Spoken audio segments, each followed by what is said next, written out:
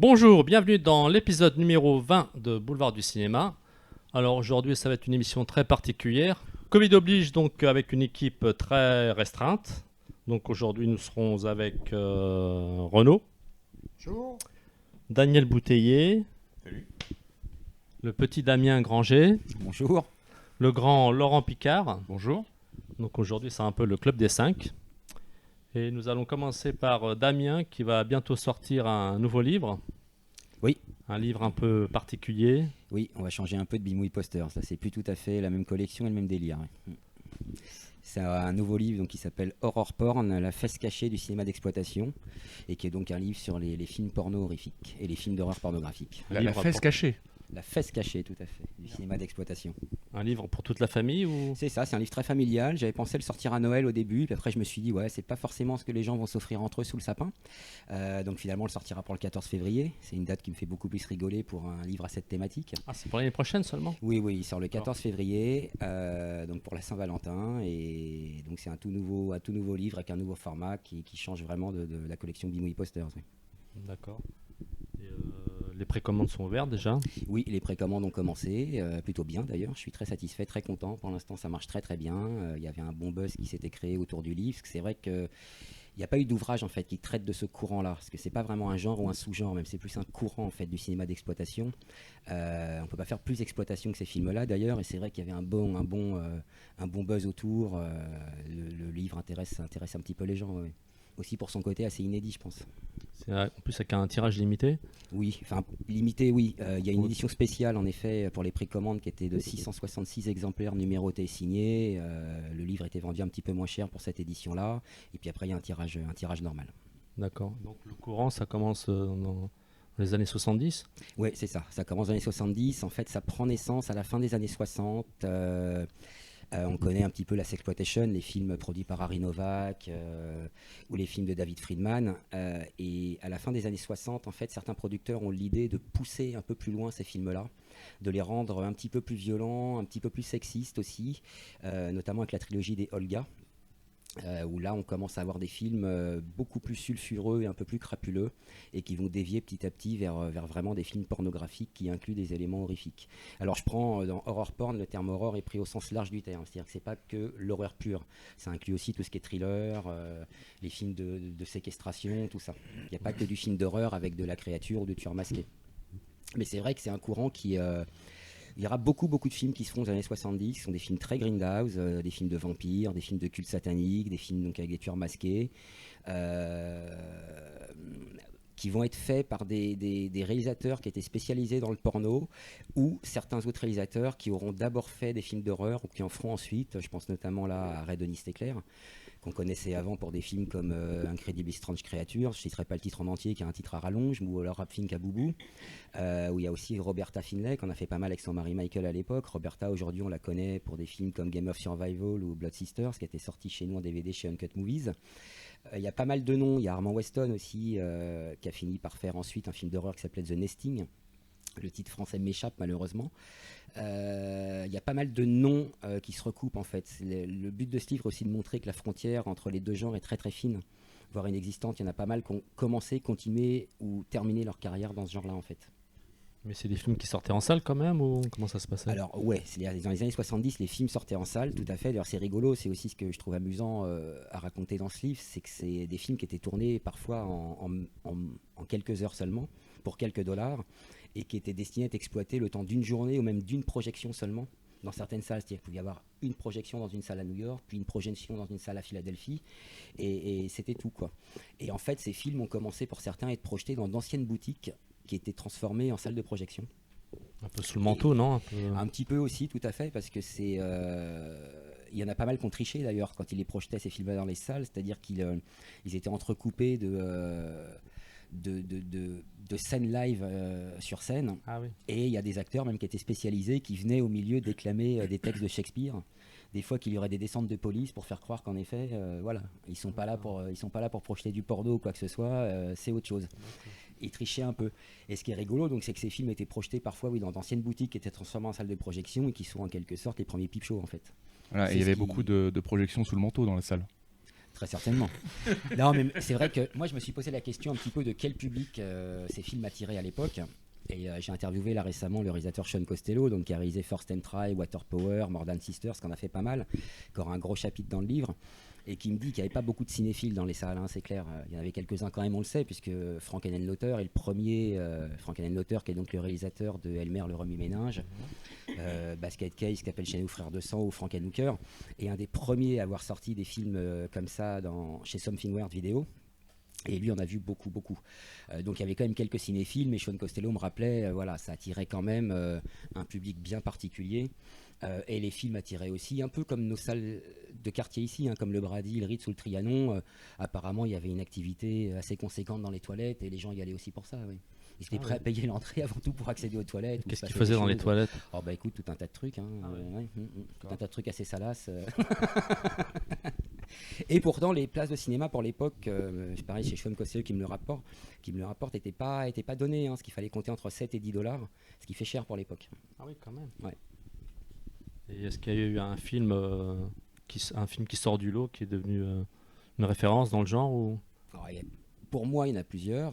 Il y a notamment First and Try de Sean Costello, oui, qui est son premier film d'ailleurs, hein, qui est un film un peu fondateur, parce que c'est un film qui, pour moi, a inspiré ensuite Taxi Driver de Scorsese, Thriller Killer d'Abel Ferrara, très clairement. Donc ça, pour moi, c'est un des meilleurs films du genre. Il y en a un autre qui s'appelle Widow Blue aussi, de Walt Davis, qui est totalement absurde, qui est un film d'ailleurs qui a jamais été exploité, puisque lorsqu'il a été tourné en 1970, le film n'est jamais sorti, car lors de l'avant-première, l'intégralité de la salle a quitté la projection avant la fin, en fait. C'était trop violent? Ouais, c'était, je pense, trop obscène, trop violent. Ensuite, Something Weird l'a sorti en vidéo, mais a dû le retirer de son catalogue dans la foulée, puisque le film a été qualifié d'obscène justement par la justice américaine, et a donc été interdit de vente dans certains États, où c'est totalement interdit. Et le film est ressorti que récemment chez Vinegar Syndrome, enfin dans une très belle copie en plus, avec tous les éléments d'origine, y compris le générique. Ce qu'il faut savoir que sur ces films-là, des fois, t'as pas de générique, t'as même pas de banc-titre. Hein. Ça commence dans le feu de l'action, ça dure 50 minutes, ça se termine comme ça a commencé, sur le moindre mot fin. Tu sais pas qui l'a réalisé, qui joue dedans. Donc Widow Blue, lui, n'a connu qu'une très petite exploitation. C'est un film qui est, moi j'aime beaucoup. C'est un film qui était mieux montré, mieux diffusé. Je pense qu'il serait clairement culte auprès des gens qui aiment le cinéma d'exploitation, puisqu'il a tout pour.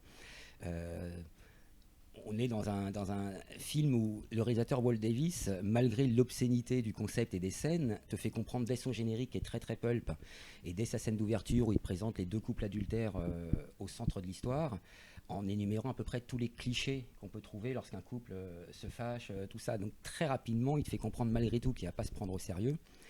Et en regardant le film, il y a moyen de vraiment bien rigoler, et non pas aux dépens du film, mais avec le film, puisque Walt Davis le met en scène parfois comme un vaudeville. On est en plein Louis de Funès, quoi. Il y a des scènes qui m'ont rappelé Joe, moi, un de mes préférés avec Louis de Funès.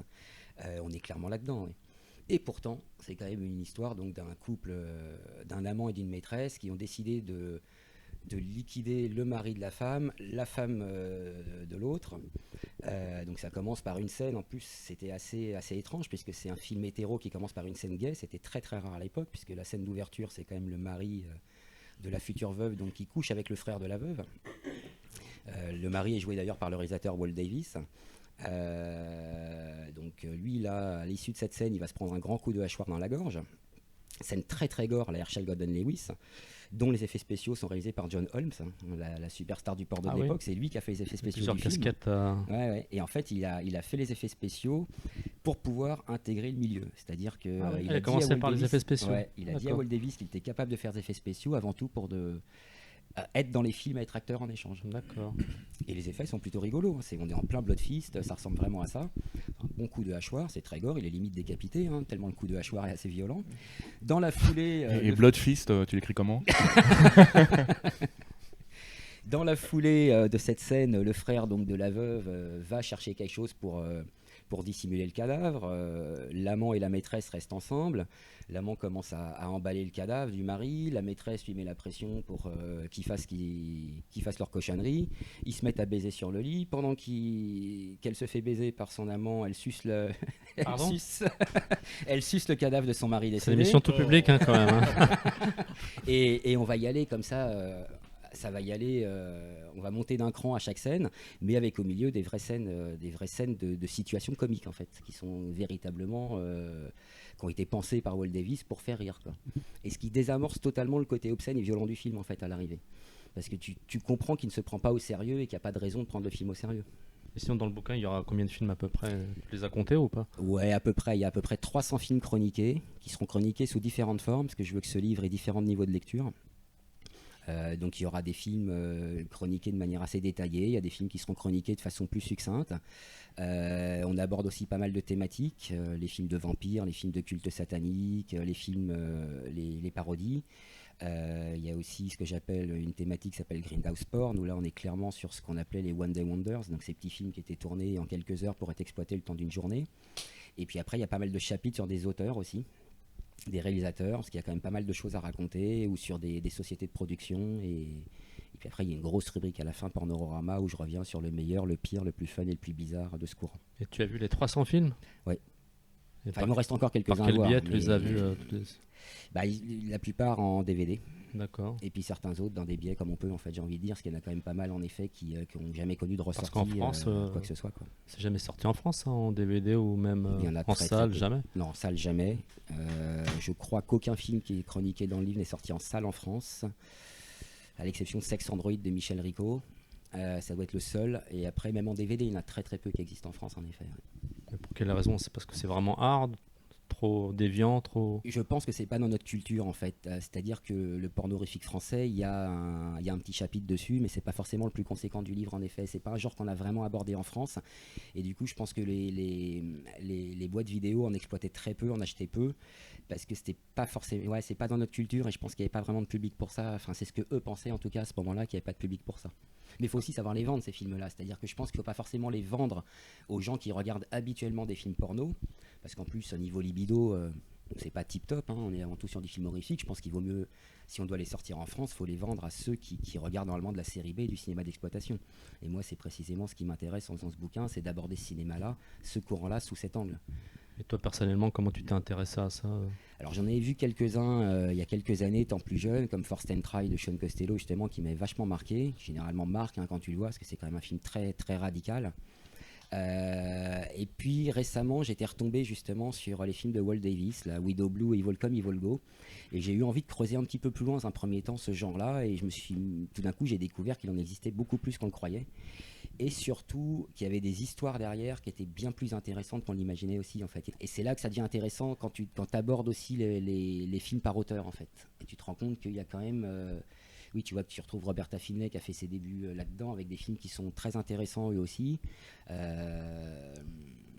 Qui a aussi donc Red Honest Éclair, comme je l'ai évoqué tout à l'heure, et qui a pas mal de réalisateurs comme ça, y compris aujourd'hui, qui ont essayé d'avoir quand même une touche personnelle, d'apporter vraiment quelque chose d'original et de nouveau à ce courant. Et c'est ce qui finit par le rendre intéressant. Et petite question, est-ce qu'il n'y a que des réalisateurs underground, parce que là tout ce que tu dis je connais pas grand chose, ou est-ce que par exemple Joe D'Amato et ses films qui mélangeaient aussi un petit peu parfois horreur et pornographie sont aussi dans ton recueil? Alors il y aura les films de Joe D'Amato dans la partie Porn Spaghetti. Je fais une partie sur le porno horrifique italien où il y a en effet Joe D'Amato. Alors c'est pas forcément celui que je mets le plus en avant, ça sera plutôt Alberto Cavallone, qui est un réalisateur qui a fait des films assez fous dans ce genre-là. Mais il y a bien évidemment Joe D'Amato. Après, pour la partie française par exemple, je parle aussi un petit peu de Valérian Borowczyk. Mais c'est vrai qu'on ne va pas retrouver de noms ultra connus. C'est plus des réalisateurs en effet de films d'exploitation et des réalisateurs underground. J'avais une question sur la fameuse couverture du bouquin.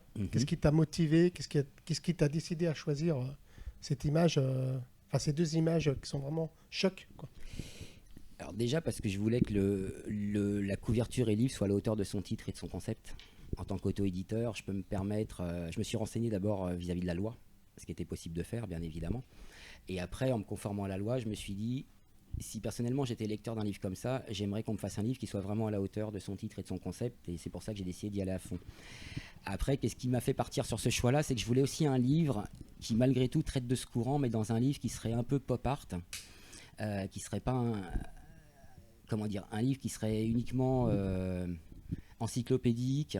Je voulais qu'il y ait une petite touche en plus, et c'est vrai que ces deux visuels donnent un dynamisme à la couve en fait, parce que c'est une même scène qui est un peu découpée, et dans le livre il y aura des scènes découpées comme ça aussi en fait, il y aura pas mal de visuels. C'est un livre qui se veut quand même très, très illustré. C'est ce que j'appelle un scrapbook, donc il y aura vraiment beaucoup de photos. Et il y aura aussi des découpages de scènes. Donc je trouvais que choisir ces deux visuels-là déjà représentait très très bien le titre et le concept, et aussi aller représenter l'état d'esprit avec lequel moi j'abordais ce livre, l'état d'esprit avec lequel mon maquettiste aborde aussi la mise en page, où on aura des découpages de scènes, et avec ce côté, il y a un mouvement sur cette couverture du coup qui est vachement intéressant. C'est une micro-histoire en fait. Oui, c'est ça, oui. Et qui lui donne un petit côté, arty. Et c'est ce que je voulais aussi insuffler à ce livre, qui a un côté un petit peu livre d'art en même temps avec. Ouais. Par contre, est-ce que tu as pensé après à l'exposition des livres dans les magasins ou... Parce que là, c'est plutôt un livre de d'art. Hein. Ouais. Non, je te cache pas que je m'en suis pas soucié, étant donné que le plus gros de mes ventes, la couverture est vraiment forte. Ouais, la couverture, elle est impossible à exposer en boutique, en gros. Hein, à part dans une boutique spécialisée comme Metaluna, on la trouvera pas ailleurs. Non, j'y ai pas pensé parce que je fais le plus gros de mes ventes moi-même, en fait. Je suis pas vendu ailleurs quasiment, donc je me suis pas posé ce genre de questions. Je me suis dit, on va vraiment y aller à fond dans le concept et dans ce que personnellement en tant que lecteur j'aimerais avoir et voir, et ça sera normalement ça se répercutera sur les lecteurs. Donc en fait, on te verra jamais au salon du livre alors? Non, pas avec celui-là en tout cas. Clairement pas avec celui-là, non. Non, parce que l'intérieur sera assez chaud aussi. J'imagine, oui. Ouais. Beaucoup de photos en couleur. Ouais. Quasiment que ça, sauf pour les films qui ont été tournés en noir et blanc, hein, notamment justement pour les premiers Michael Findlay et Roberta Finney qui sont en noir et blanc, les Olga aussi, mais sinon tout le reste c'est de la couleur. Ouais. D'accord. Et les photos seront pareilles, je veux dire, si on doit passer de la photo triple X, on s'en prive pas. Quoi. Je ne veux pas faire d'autocensure sur ce livre, c'est un livre sur le cinéma X. Pour moi, il doit d'être à la hauteur, il n'y a pas de raison de se faire d'autocensure. Ouais. Et les photos, tu les as dénichées où? Alors, il y a certaines photos, très peu de photos promo qui existent. Il y a certaines photos qui m'ont été fournies par les éditeurs de DVD, notamment Vinegar Syndrome qui m'en a fourni pas mal. Daniel Bouteille, il n'en avait pas, non? Non, tu collectionnes pas ça? Dénicher les photos, non. Dénichons, je pense que Daniel en a aussi. Voilà. Et du coup, sur celui-là, je fais aussi quand même pas mal de captures, justement pour avoir aussi le visuel qui résume le film en fait. Puisque dans les thématiques, par exemple, les films seront traités sous l'angle, il y aura une photo, un petit texte par film. Je choisis la photo emblématique du film. Donc pour ça, je choisis aussi pas mal de captures qui permettent d'avoir vraiment pour moi la photo emblématique du film. Idem pour quand je parlais tout à l'heure, il y aura quelques découpages de scènes en photo. Pareil, là, dans ces cas-là, c'est des captures. Mais j'ai quand même retrouvé quelques photos promo, on m'en a envoyé aussi. J'ai trouvé 2-3 contacts qui avaient un pied là-dedans depuis très très longtemps. C'est eux qui m'ont donné aussi les contacts pour certains réalisateurs interviewés, tout ça. Mais il existe très très peu de photos promo sur ces films puisqu'ils étaient exploités, encore une fois, un peu à la va-vite. Frank Henenlotter dit d'ailleurs, c'est pas un livre exhaustif non plus. J'ai pas la prétention, par exemple, de faire un livre exhaustif ou encyclopédique. C'est un livre qui va vous présenter ce qui s'est fait de mieux et de plus intéressant dans ce courant, en fait, à mes yeux. Être exhaustif serait très prétentieux puisqu'il existe quand même beaucoup de films, et notamment aujourd'hui, dans les films modernes, on en est revenu à ce qu'on appelle des loops. C'est-à-dire des films qui peuvent faire, c'est des scènes en fait, qui font 5-6 minutes. Là par exemple, il y en a plein avec Satan ou des cultes sataniques. C'est impossible d'être exhaustif, ça n'a pas grand intérêt non plus. Et surtout, dans les films des années 70, Frank Henenlotter dit lui-même, lorsqu'il a sorti certains de ses films avec Something Weird, il n'a retrouvé que 10% des films qu'il avait vus en fait. C'est rien comparé à tout ce qu'il a pu voir. Et lui est convaincu que tous ceux qu'il n'a pas retrouvés sont définitivement perdus. Parce qu'il n'y avait aucune considération pour ces films, ni par les gens qui les faisaient, ni par les gens qui les produisaient, ni par les gens qui les sortaient. Sean Costello me raconte dans son interview, par exemple, qu'il n'était qu'un yes man. C'est en ça aussi, à mes yeux, qu'il a beaucoup de talent, parce qu'il a quand même réalisé des films qui sont très bien réalisés, très bien photographiés pour certains, alors qu'il les a toujours tournés sans aucune velléité, sans aucune prétention. C'était vraiment, il avait besoin de cash, il faisait un film. C'est tourné à l'arrache, quoi. La mafia, les films étaient financés par la mafia, pour la plupart à New York notamment, la famille Gambino, qui est énormément citée dans le livre du coup. La mafia balançait $5 000 à qui voulait les prendre pour faire un porno, ça leur permettait de blanchir de l'argent, et beaucoup de gens allaient chercher ces $5 000, tourner un porno, ils étaient vite fait exploités, et puis après ils étaient aussi vite oubliés en fait. Hein. Mais il y a des films qui ont quand même qui ont fait de sacrées recettes, hein, vraiment. Il tirait combien de copies à peu près? Enfin pour les plus faibles, on va dire. Alors, je pense honnêtement qu'il en avait une ou deux, pas plus, pour certains films. Mais il y en a qui arrivaient quand même à faire des belles recettes. Petit, quoi. Ouais. Mais tu vois, les films produits par Avon, par exemple, qui était donc une ligne de cinéma à Times Square. Parce qu'il faut se rappeler aussi que Times Square, à cette époque, les années 70, c'est pas le Times Square d'aujourd'hui. Hein. Il y a déjà quand même Broadway, tout ça. Mais c'était un quartier assez mal famé. C'était un quartier qui était rempli avant tout de cabarets burlesques, de street clubs, de cinéma porno. C'était un quartier où il y avait des junkies, tout ça. C'est pas du tout le Times Square d'aujourd'hui. Et donc Avon, c'était une chaîne de cinéma qui sondait de cabaret burlesque à la base, où ils faisaient des live sex shows. C'est-à-dire où il y avait un acteur et une actrice qui venaient faire du sexe sur scène devant les gens, en fait. Et ça a tellement bien marché qu'ils ont eu l'idée d'en faire des films. Donc ils se sont mis dans le cinéma.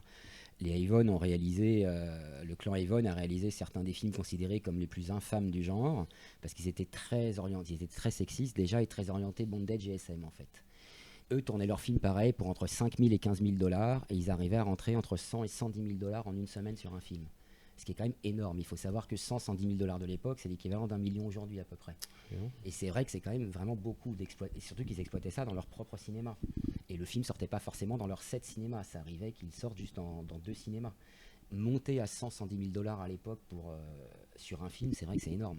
En effet, c'était un sacré business. Oui. Et d'ailleurs, bien sûr, ça a créé beaucoup de fâcheries. C'est comme ça que certains réalisateurs ont arrêté de bosser pour certains producteurs, puisque les films continuaient d'être produits pour la même somme. Personne touchait grand-chose dessus, alors que derrière, en termes de recettes, ça suivait, quoi. C'est des tournages en 16, j'imagine. Ouais, il y a très peu de films en 35, en fait. La plupart, c'est du 16. Ouais. Il y a eu quelques films en 35 sur la fin des années 70, début 80. Mais il y en a très très peu pour ces films-là, qui étaient en effet...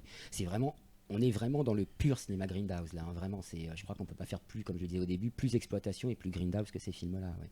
À tous les niveaux, et dans ce qu'ils représentent, dans ce qu'ils montrent, et dans la façon dont ils sont faits et exploités. Ouais. Voilà, donc en fait, ça dure 50 minutes, 55 minutes. Donc le secret de la réussite, c'est d'avoir un bon monteur. Ah oui, ouais. Ouais, non mais aussi, oui, bien sûr. Alors je l'ai pas interviewé moi-même, mais justement j'ai retrouvé des interviews du monteur qui était spécialisé sur les films Avon et qui racontait qu'il avait parfois beaucoup de mal à monter les films parce que les films n'étaient pas tournés par des grands cinéastes, bien évidemment. Et par exemple un film comme The Story of Prunella de Phil Prince, qui est peut-être le plus connu des productions Avon, le film à l'arrivée dure 57 minutes alors qu'il aurait dû durer 1h10. Et le monteur a dit qu'il y avait parfois certaines scènes où il y avait un plan sur 2 seulement d'exploitable et qu'il ne pouvait même pas monter les scènes. Et en effet, le générique du début est une compilation de cris d'orgasme et de râles superposés à des scènes du film. Et dans le générique du début, on voit des scènes qu'on ne verra pas ensuite dans le film. Parce qu'il a mis dans le générique, le monteur, les quelques plans des scènes qui étaient exploitables, mais c'était impossible de monter les scènes dans leur intégralité. Ouais.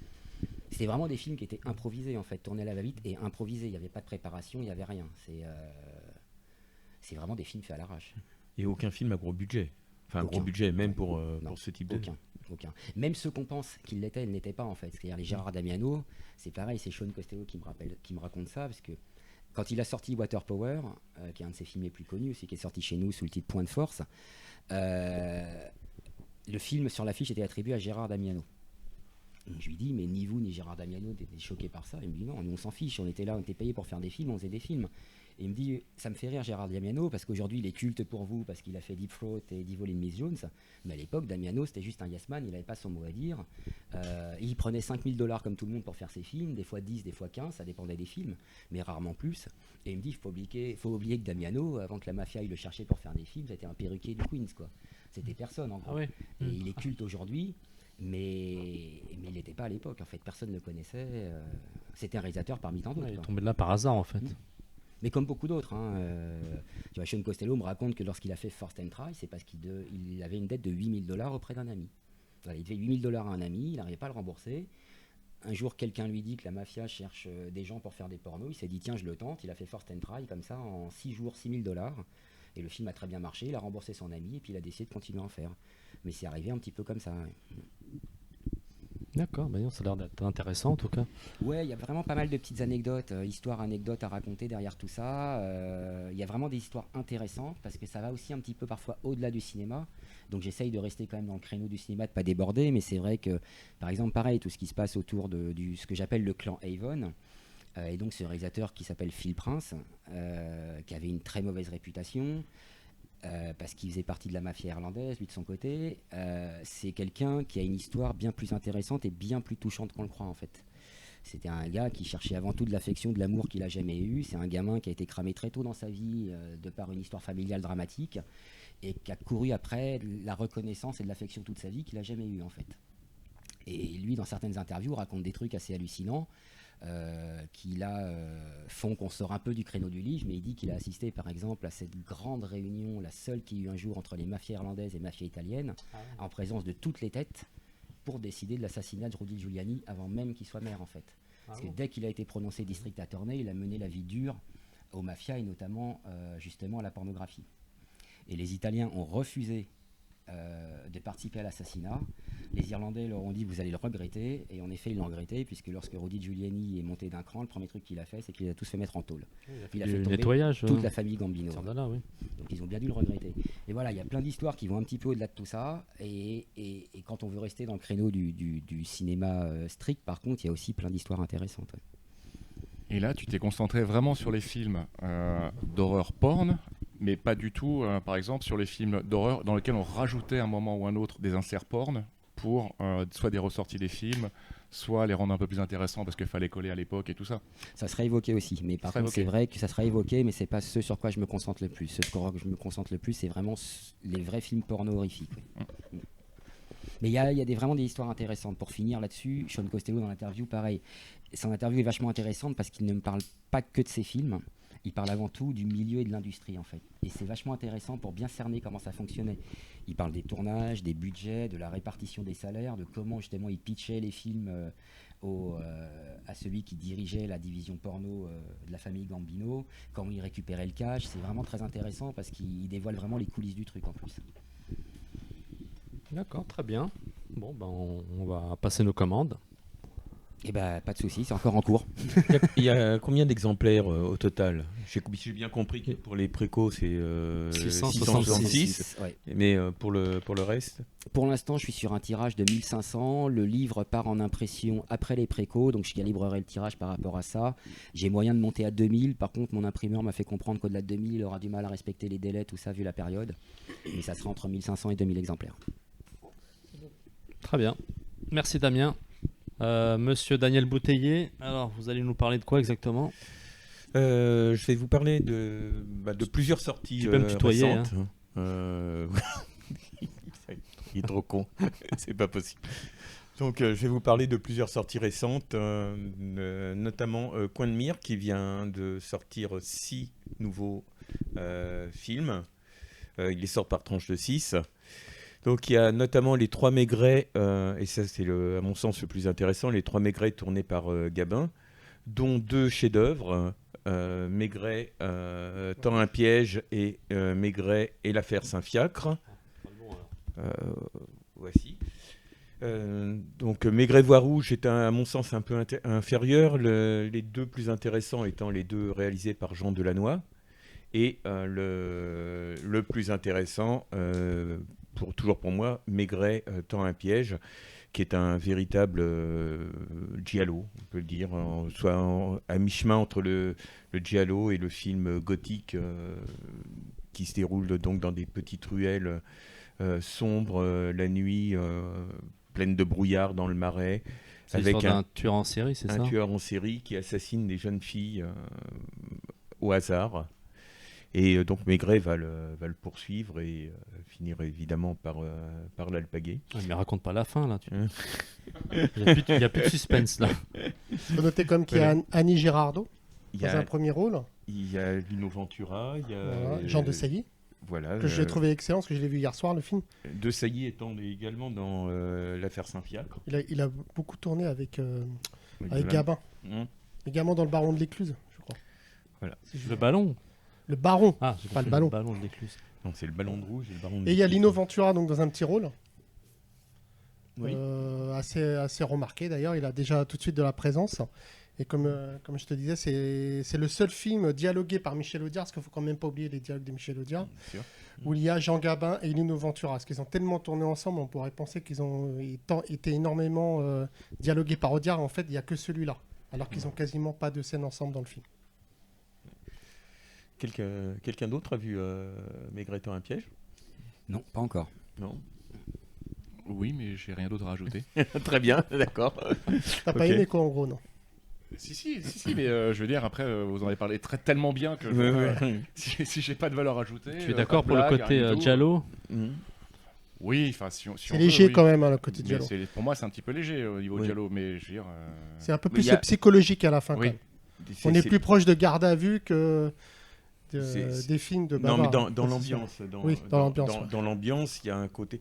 Enfin, en tout cas, peut-être peut-être précurseur du giallo, mais surtout par contre pour moi en tout cas, vraiment, ça me fait penser au Jack l'Éventreur de John Bram, de Berman.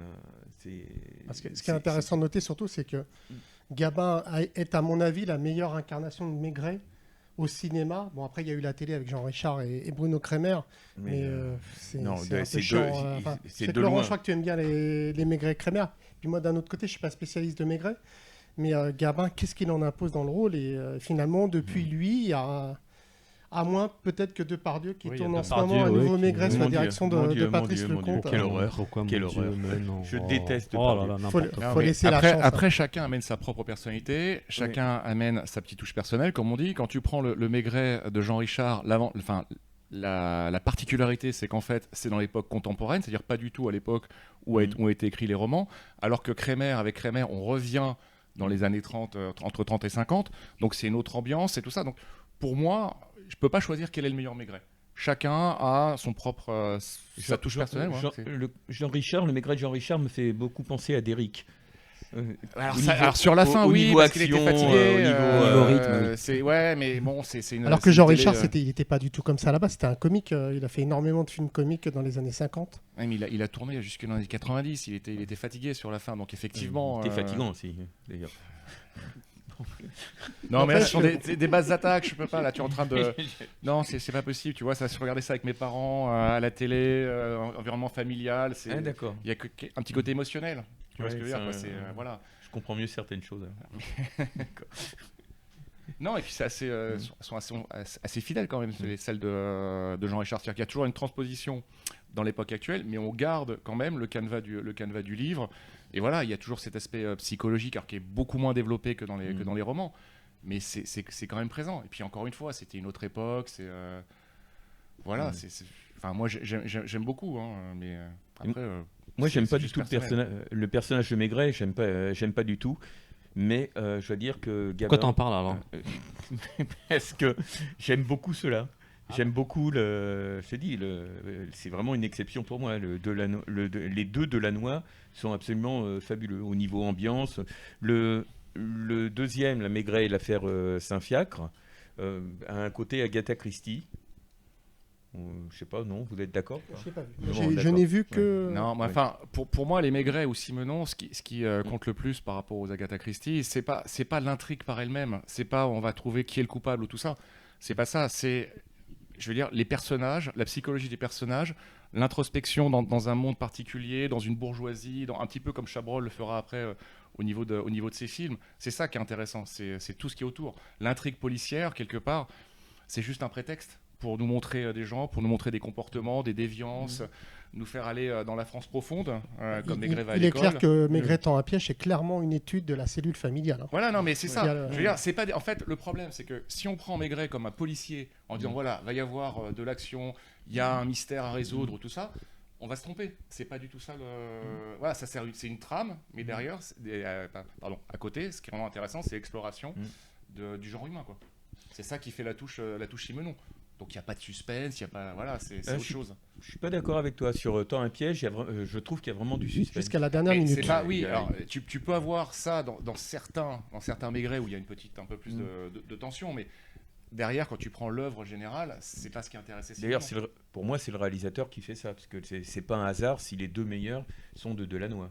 Oui. Maigret voix rouge, ça vaut pour l'interprétation de Gabin, mais ça va pas plus loin que ça. Ah, mais on est d'accord. C'est pas mal. Tu peux rajouter après une petite touche, je veux dire, qui va être de tension, mais voilà. C'est pas le plus intéressant pour. Comment sont les copies? Les copies sont très belles. Maigret tend un piège, il n'y a rien à dire, c'est nickel. Je pense que les conditions idéales pour découvrir le film. Pareil pour le son. Coin de mire qui fait vraiment un travail remarquable, Daniel. Absolument, oui. Ils sont. Et d'ailleurs, il y a toute une partie de la première salve qui était sortie, qui va sortir en édition simple. Oui, puisque donc les éditions, toutes les nouveautés Coin de Mire sortent avec un livret, des photos, des bonus, des photos, des photos d'exploitation, une petite affiche, et donc maintenant ils ressortent les premiers à un tarif 17 € que vous pourrez retrouver ici chez Metaluna, dans cette belle boutique qui nous accueille aujourd'hui. Et nous saluons d'ailleurs notre ami Bruno Terrier qui est il y avait occupé un actuellement gros déménagement. un déménagement barbecue, c'est pas je un crois. barbecue, Barbecue non déménagement, je Oui. sais plus. Je sais Oui, plus ce voilà. que c'est exactement. Mais bref, il est absent. Voilà, donc alors qu'est-ce qu'on pouvait souligner également comme sortie? Je crois Les Révoltés de l'an les 2000. Révoltés de l'an 2000, Ouais. qui est qui est sorti chez Carlotta. Moi, j'aime beaucoup les steelbooks de Carlotta. Je sais pas ce que vous en pensez. Une mais- copie absolument magnifique et un des meilleurs films de Narciso Ibáñez Serrador.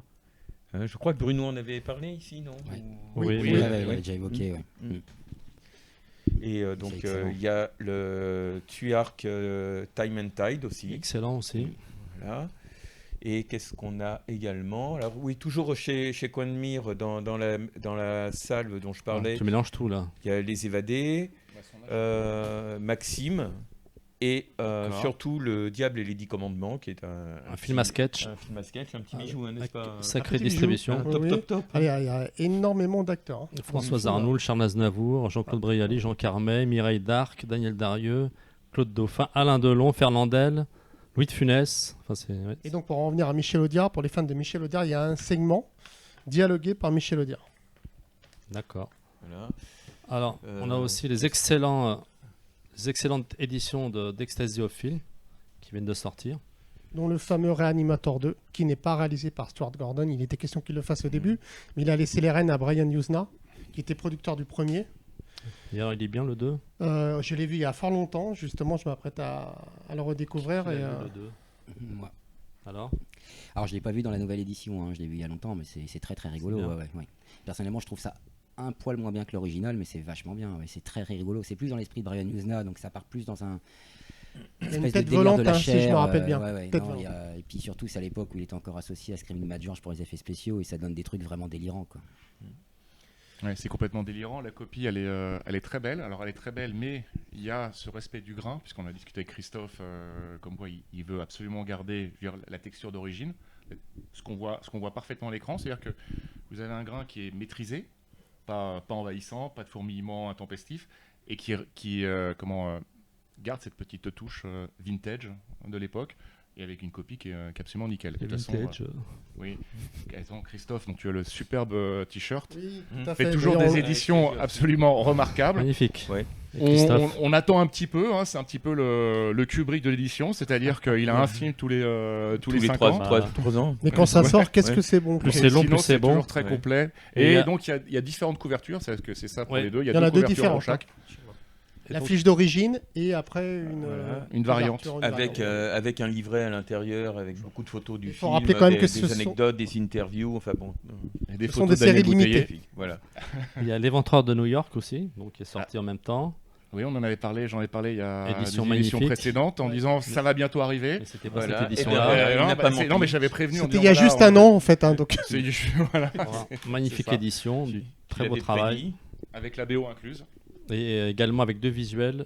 Par contre, dépêchez-vous parce qu'apparemment celui-là part très vite. Et beaucoup de bonus, je pense à l'Éventreur de New York. A priori, il y a un superbe documentaire de 90 minutes sur la 42e rue. Oui, et surtout il y a la bio qui est inclus. Oui, il l'a dit, Laurent. Tu l'as dit? Oui. il l'a dit. Oui. Ah oui. Enfin, Je l'ai dit. faut pas uniquement présenter. faut D'habitude, je écouter vois tes aussi. paroles, mais là, non, j'étais. Ah. Voilà. Alors Et, après, et pour terminer ce petit tour, il y a donc un Bava qui est sorti il n'y a pas très longtemps chez Artus, sous la direction de Thierry Lopez, qui est donc Hercule contre les vampires, dans une copie absolument magnifique. premier Et- film couleur de Bava. Voilà. Et avec Christopher Lee. Donc une superbe édition, vraiment une superbe copie où il y a toute la magnifique photo de Bava. Donc il faisait donc également la photo et vraiment magnifique. Toutes ces couleurs. C'est magnifique, c'est beau, c'est tout ça. Il y a juste la chose qui me. Et ça, je chipote, mais c'est les fils qui sont visibles au niveau sur les scènes finales avec les Avec les- vampires. Ouais. Pourquoi c'est pas des vrais vampires? Non, mais enfin, je veux dire, Ouais. après, c'est un peu comme la guerre des mondes. Voilà, c'est le problème. Ah ouais, le mais problème à un moment, plus tu montes en Plus qualité, tu montes en plus qualité, tu vois voilà. Et à un moment, il faudra peut-être penser à les effacer. La quoi. haute Ça veut dire, définition, c'est ouais, pas mais un- bon. Après, est-ce que retoucher le film aussi, est-ce que c'est. Non, quand c'est juste un câble. Ouais, mais bon, ça fait partie aussi du charme de. Ouais, c'est une mais- époque, c'est l'image d'une époque. Je suis d'accord, mais d'un côté, derrière, c'est tellement beau visuellement, c'est vraiment un spectacle magnifique pour les yeux que d'un seul coup, tu vois ces fils, ces câbles. Surtout qu'on peut éventuellement les effacer Ouais, c'est ça, digitalement. mais comme ils ont Oui, fait sur la mais Gare du je Monde, suis là, assez là, d'accord il y a avec une- mon ami Après, c'est Laurent. certainement un choix artistique. Parce Parce Bava, qu'à l'époque, Bava, il a pas fait tiens, je veux qu'on voit les fils. Il se disait, bah, je vais essayer de les camoufler, tout ça. avec qu'est-ce mon que fil. t'en sais Parce que- C'est marrant Donc ça. non, mais voilà, je veux dire, c'est à la base, c'est pas fait pour être montré, quoi. Donc on aurait pu les effacer. C'est ça qui est un petit peu dommage, mais bon. Chipote. C'est bon, t'as fini? Ah oui, non, vas-y, excuse-moi. D'autres choses, mon ami Daniel? Non. Non, D'accord. L'addition. Oui, l'addition, s'il vous plaît. Un café avant, s'il vous plaît. Renaud? Moi, j'ai lu cet été un super bouquin que tu m'as offert d'ailleurs. Bon, je m'en fous, je l'ai dit. Ça s'appelle L'espace du rêve. C'est une biographie, Autobiographie. autobiographie, mais biographie en même temps. J'explique pourquoi, parce que ça a été écrit à 4 mains avec une amie de David Lynch qui s'appelle Christine McKenna, qui est journaliste au New York Times, au Los Angeles Times, pardon. Et donc chaque chapitre est divisé en deux. Alors c'est toute la vie de David Lynch de sa jeunesse jusqu'à la réalisation de son dernier film. On apprend plein de choses, notamment sur le développement du début de R1Z jusqu'au dernier Island Empire, avec sa fourmille d'anecdotes. Alors le fait d'avoir mis plusieurs... il est en train de m'ennuyer là. Le fait d'avoir mis deux facettes, c'est-à-dire... Deux visions, en fait. Deux visions, voilà. C'est-à-dire il y a la famille, les amis qui donnent leur vision des choses, leur témoignage, et après David Lynch, dans la deuxième partie du chapitre, qui donne sa vision des choses. Donc ça fourmille d'anecdotes, on y apprend ses relations avec Dino De Laurentiis, on y apprend donc la conception et la difficulté qu'il a eu à imposer sa vision par rapport à des films qui sont quand même pas faciles d'accès. Mais il a toujours fait aucune concession, dans le sens où quand il n'arrivait pas à faire le film, il laissait tomber, il passait à autre chose, quoi. Et c'est pour ça qu'il a beaucoup agi avec la confiance avec les gens avec qui il a décidé de faire les films. Je pense à Martin Bouygues. Et CB 2000, où normalement il devait en faire 3, il n'en a fait qu'un, parce que les relations après se sont détériorées, parce que ce sont quand même des hommes d'affaires. En plus, Martin Bouygues, c'est Martin ou Francis Francis Bouygues est décédé. Et avec lui, il a fait le film Twin Peaks, qui a été un échec. D'ailleurs, ça a été un petit peu une grosse déception pour David Lynch, mais il en était quand même fier par rapport à Dune, où là, par contre, il a quand même conscience Tournage qu'il difficile. a foiré et que le tournage a été extrêmement compliqué. J'adore Dune. Justement, Ouais. c'est ce que je me disais avec la nouvelle version là, qui va arriver. Est-ce que si Alors, le film se apparemment, plante... La bande-annonce, c'est plan par plan. J'ai pas bien compris l'histoire. Non, la bande. Enfin, il y a une bande-annonce qui est sortie là sur le. Qui sur ressemble le nouveau. énormément au film Ah bah, de Lynch. C'est très terne. En fait, il y a une chose que j'aime bien dans la vision de Dune de Lynch, c'est ce côté baroque, c'est ce côté à la Jules Verne, steampunk. Et déjà à l'époque, les effets spéciaux étaient quand même vraiment intéressants. La musique de Toto derrière, enfin tout ce que j'aime. Et voilà, il y a cette. Alors que au niveau de la nouvelle bande-annonce qu'on vient de voir là, comment il s'appelle là, j'ai oublié. Villeneuve. Voilà, Villeneuve. Villeneuve, c'est un cinéaste. Des fois j'aime beaucoup, d'autres je suis moins fan. Parce que c'est moins fun en fait. C'est assez terne, on voit les images. Ça voit pas du rêve pour l'instant. Au niveau du casting, moi j'accroche pas du tout à l'acteur principal, mais ça c'est juste personnel. A priori, t'es pas le seul. Voilà, non mais voilà, et donc j'irai le voir parce que c'est ce que j'attends le plus cette année. C'est-à-dire le Dune pour moi, Villeneuve, encore une fois, il fait des choses à la fois très bien, des choses un petit peu plus ternes, mais honnêtement c'est quelqu'un qui peut Il a un regard, voilà, c'est non, un mais cinéaste quand même. si c'était, voilà, il y a une personne, c'était à lui de le faire. Maintenant, la bande-annonce m'a pas du tout donné envie. Ça, c'est malheureusement, voilà. Mais j'irai voir en salle, puis on verra bien, quoi. Mais franchement, celle de Lynch.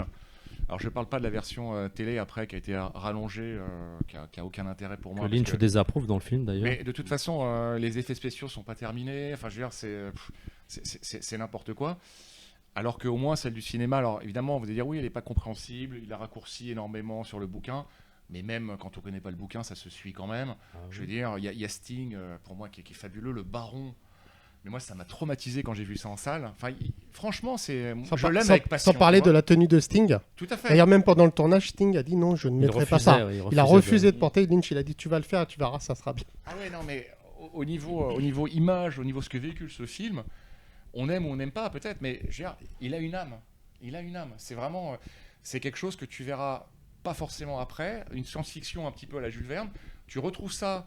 J'avais retrouvé ça dans le John Carter of Mars, l'adaptation de Disney qui s'est plantée largement, vrai, qui était pas mal. Hein. que j'aime beaucoup. Ouais, moi, ouais, je veux qui est dire, de très toute façon, sympa. tous les Ouais, films très, de très sympa. Disney qui se plantent, généralement, c'est ce que je préfère.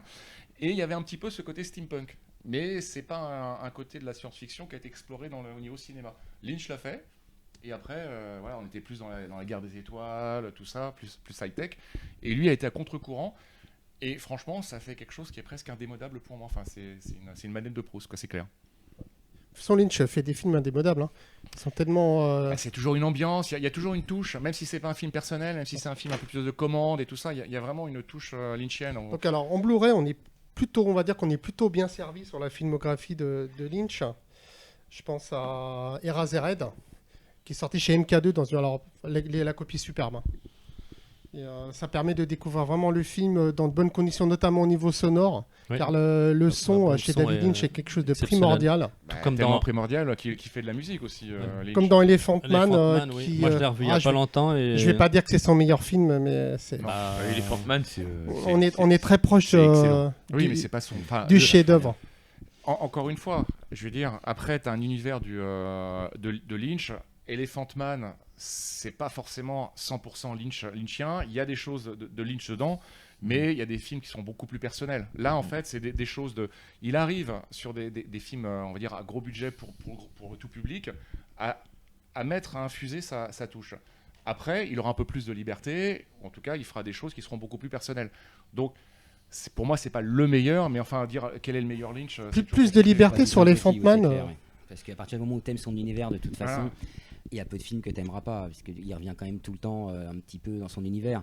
Moi, je sais que je m'étais toujours dit, chez Lynch, tu as d'abord Eraserhead et Elephant Man, puis tu as Dune qui est une rupture, puis avec Blue Velvet, puis Sailor et Lula et tout, il revient à un truc où il va y avoir une cohérence en fait de film en film, où il va vraiment se bâtir un vrai univers sur plusieurs films.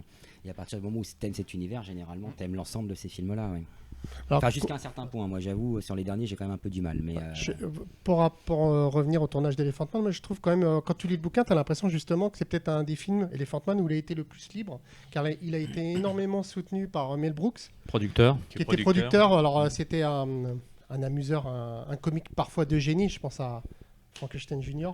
Les producteurs. Et il a produit quand même La Mouche et Elephant Man, qui sont quand même très éloignés de son univers de réalisateur. Mais ça reste grand public, c'est-à-dire que t'es pas forcément obligé. Ça peut se discuter, grand public. Non, Moi, je l'ai mais grand revu public, il y a pas mais grand longtemps. public, ça veut dire que, je veux dire, tout le monde a vu Elephant Man. Généralement, tout le monde va aimer Elephant Man parce que l'histoire va te prendre aux tripes. Il infuse encore une fois sa petite touche personnelle. Après, sur la deuxième partie de sa carrière, il y aura des choses qui seront un peu plus personnelles, un petit peu plus compliquées à comprendre parce que ça sera moins limpide. Hein, je veux dire. Ou plus, enfin même Blue Velvet, il y a vraiment des choses qui seront limite dans le sens moins grand public, moins accessible. Eraserhead, là c'est pas forcément accessible, on est d'accord. Elephant Man, c'est vraiment. C'est ça Mais de dire qu'Elephant Man est un film grand public, je suis pas tout à fait d'accord. Déjà, il y a le parti pris du noir et blanc. Oui, mais avec une photo sublime de Freddy Francis, faut quand même. Je suis d'accord, mais c'est compréhensible. Ça reste simple de lecture, c'est accessible. Sont plus abordables pour c'est abordable. public, en fait, c'est ça le truc. On va dire que chez Lynch, c'est relatif, quoi. Voilà, C'est clair que là, par rapport au film qu'il a fait après. Pendant certaines histoires, il fait le ruban de Möbius avec l'infini, le signe infini, et ça revient sur le point de départ. Excuse-moi. Mais c'est ça qui est attachant chez lui. Twin Peaks, c'est quand même beaucoup plus grand public. Hein ? Twin Peaks. C'est quand même beaucoup plus grand public. Ça peut se discuter aussi. Ça se discute. Le choix de David Bowie, c'est un peu. Je pense qu'il a surtout fait tourner les gens qu'il avait envie de faire tourner avant tout. Est-ce qu'il a pensé au côté grand public ? Je suis pas sûr. C'est une famille, David Lynch. Mais par contre, c'est beaucoup moins abordable. C'est vrai que de tous ces films, je pense qu'Elephant Man est peut-être le plus abordable pour un public bien plus large, en fait. C'est surtout ça. Après, disons que la narration. Oui, mais c'est ce que je veux dire. C'est ça. Oui. Mais aussi parce qu'il doit, quoi qu'il arrive, même si, comme tu le dis, il a réussi à y mettre des trucs personnels, il doit malgré tout se conformer à une histoire vraie qui doit suivre. Alors qu'après, il va vraiment créer lui-même de toutes pièces ses univers, ses personnages, tout ça. Mais c'est vrai qu'ensuite, il a quand même une façon de voir les choses et de penser qui fait que c'est pas forcément toujours abordable, en tout cas à la première vision. Moi, chez Twin Peaks, ça doit être mon film préféré de Lynch. Il fait partie de mes 10 films cultes. Mais je découvre encore des choses aujourd'hui en le revoyant, y compris en revoyant le film et la série. Il est incroyable. Hein. Par contre, moi, je l'ai aimé à la première vision. J'étais au cinéma, je suis sorti de la salle, j'étais fou. Moi, Moi, c'est je plutôt me suis Lost pris Highway. Une claque c'est Lost Highway. hallucinante sur Twin Peaks, hein. Et notamment toute la scène de fin là, avec Laura Palmer, c'est quand même très très intense. J'avais rarement vu un truc aussi intense depuis les années 70, hein. Et c'est produit par un Français, Ouais. il faut le dire, Ouais. pour rendre grâce. Donc, si on veut découvrir la filmographie de Lynch, on est comme je disais, assez bien servi sur le support physique. Il y a quand même les 2 derniers, je pense à Une histoire vraie, qui n'est pas sorti en France, alors peut-être à l'étranger, mais alors au niveau des langages et du doublage, je suis pas sûr. En France, non. Non. Et Island Empire. Sinon, je pense que Empire. L'Empire. Donc voilà, sinon il est aisé de les trouver. Il faut aussi raconter la petite anecdote Alors, pour ça fait Elephant une Man. anecdote. Alors, il y en a une qui est quand même. La meilleure, c'est celle sur Elephant Man où Lynch tenait absolument à faire le maquillage lui-même. Et il a passé des semaines et des semaines entières sur le maquillage. Et finalement, il a bien vu que ça n'allait pas et il passait des nuits blanches à cause de ça. Donc finalement, Mel Brooks, le producteur, lui a dit écoute, tu sais, on a des gens pour ça. Donc finalement, ils ont fait appel à un vrai maquilleur. Donc, c'est le vrai métier. Voilà. il y en a Mais une c'est autre, pour dire, c'est le côté vraiment artiste de Lynch. c'est qui est quand Jusqu'au- même poussé à son jusqu'au paroxysme, boutiste, parce ouais. qu'il y a quand même une autre anecdote dans le bouquin. Après, il y en aura plein d'autres, hein, vous inquiétez pas, si vous voulez le lire, il n'y a pas de souci, il y a plein de choses. C'est quand même la femme de Dino De Laurentiis qui doit se faire retirer l'utérus. Et Lynch dit tu vas te faire retirer l'utérus, hein. S'il te plaît, garde-le-moi, mets-le-moi dans du formol, je veux le garder. Alors en fait, elle n'a pas osé le vexer. Je peux pas lui donner mon utérus, c'est pas possible. En fait, elle lui a donné un utérus de porc qu'il a gardé pendant des années et qu'il a perdu parce qu'une fois, il voyageait avec sa femme et il n'a pas passé la douane, quoi. Voilà ce qui est dans le bouquin. Et sinon, juste une petite question, parce que j'ai pas lu le bouquin, au niveau de la musique, parce que il a fait lui aussi de la musique. La musique est très importante aussi. Il a fait chez plusieurs Lynch. albums, Et Et il a On en fait parle. des albums de musique un peu industrielle. On en parle aussi. il en Que parle moi aussi, j'aime ça. bien. Perso, j'en ai écouté quelques-uns. Ça s'écoute plutôt bien. Ah, c'est- Euh, Oui, enfin, c'est la musique ça, atmosphérique, quoi. Enfin, je veux dire, C'est du pas- Lynch. C'est du Lynch. Ça demande mais- à. C'est Ouais. pas lui qui va venir vers c'est nous, du il faut aller bruit- vers enfin, lui. hein. c'est du bruit sophistiqué, quoi. Ça vaut pas Ouais. du yes, quoi. Hein. Ah, ça, Par contre, sa relation avec Angelo Badalamenti est quand même largement abordée. Oui. Ah oui.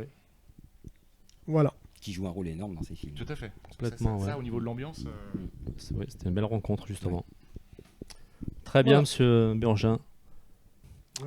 Alors, monsieur Laurent Picard, Oui, vous êtes là, je suis là. parmi nous. Tout à fait. C'est à vous. C'est à moi? Oui. Donc, on y va. Allez-y. Donc, écoutez, aujourd'hui, on va parler de musique et de cinéma. Alors, pas comme le ferait Raphaël, puisqu'il le fait très très bien. Oui. Il est On pas là. salue, il est On pas salue, là. il n'est pas là aujourd'hui. Mais musique et cinéma, c'est-à-dire avec Ken Russell, avec les Who et bien sûr Tommy. Donc, on va commencer par les qui. Voilà, très Où drôle. Où ça Merci, merci Daniel. Et donc, on va commencer par Ken Russell. Un petit aperçu sur Ken Russell, qui est un cinéaste assez particulier. Quai du chien. Qu'on aime ou qu'on n'aime pas. C'est quelqu'un qui laisse pas indifférent, ça c'est clair. Alors, il a un parcours assez atypique, puisque au départ, il a commencé dans la marine marchande. Après, il était passionné par les ballets contemporains. Oui, monsieur. Ensuite, il s'est essayé un petit peu à la photo, documentaire, et finalement, il est arrivé comme réalisateur plus par simple curiosité, pour aller au bout de ses délires. Et on peut dire qu'il s'en est plutôt pas mal sorti, enfin, de mon point de vue. Alors, son premier film vraiment personnel, il sort en 1969, c'est donc Love, qui va, avec son premier acteur fétiche, Oliver Reed, qui va utiliser plusieurs fois après dans la suite de sa filmographie.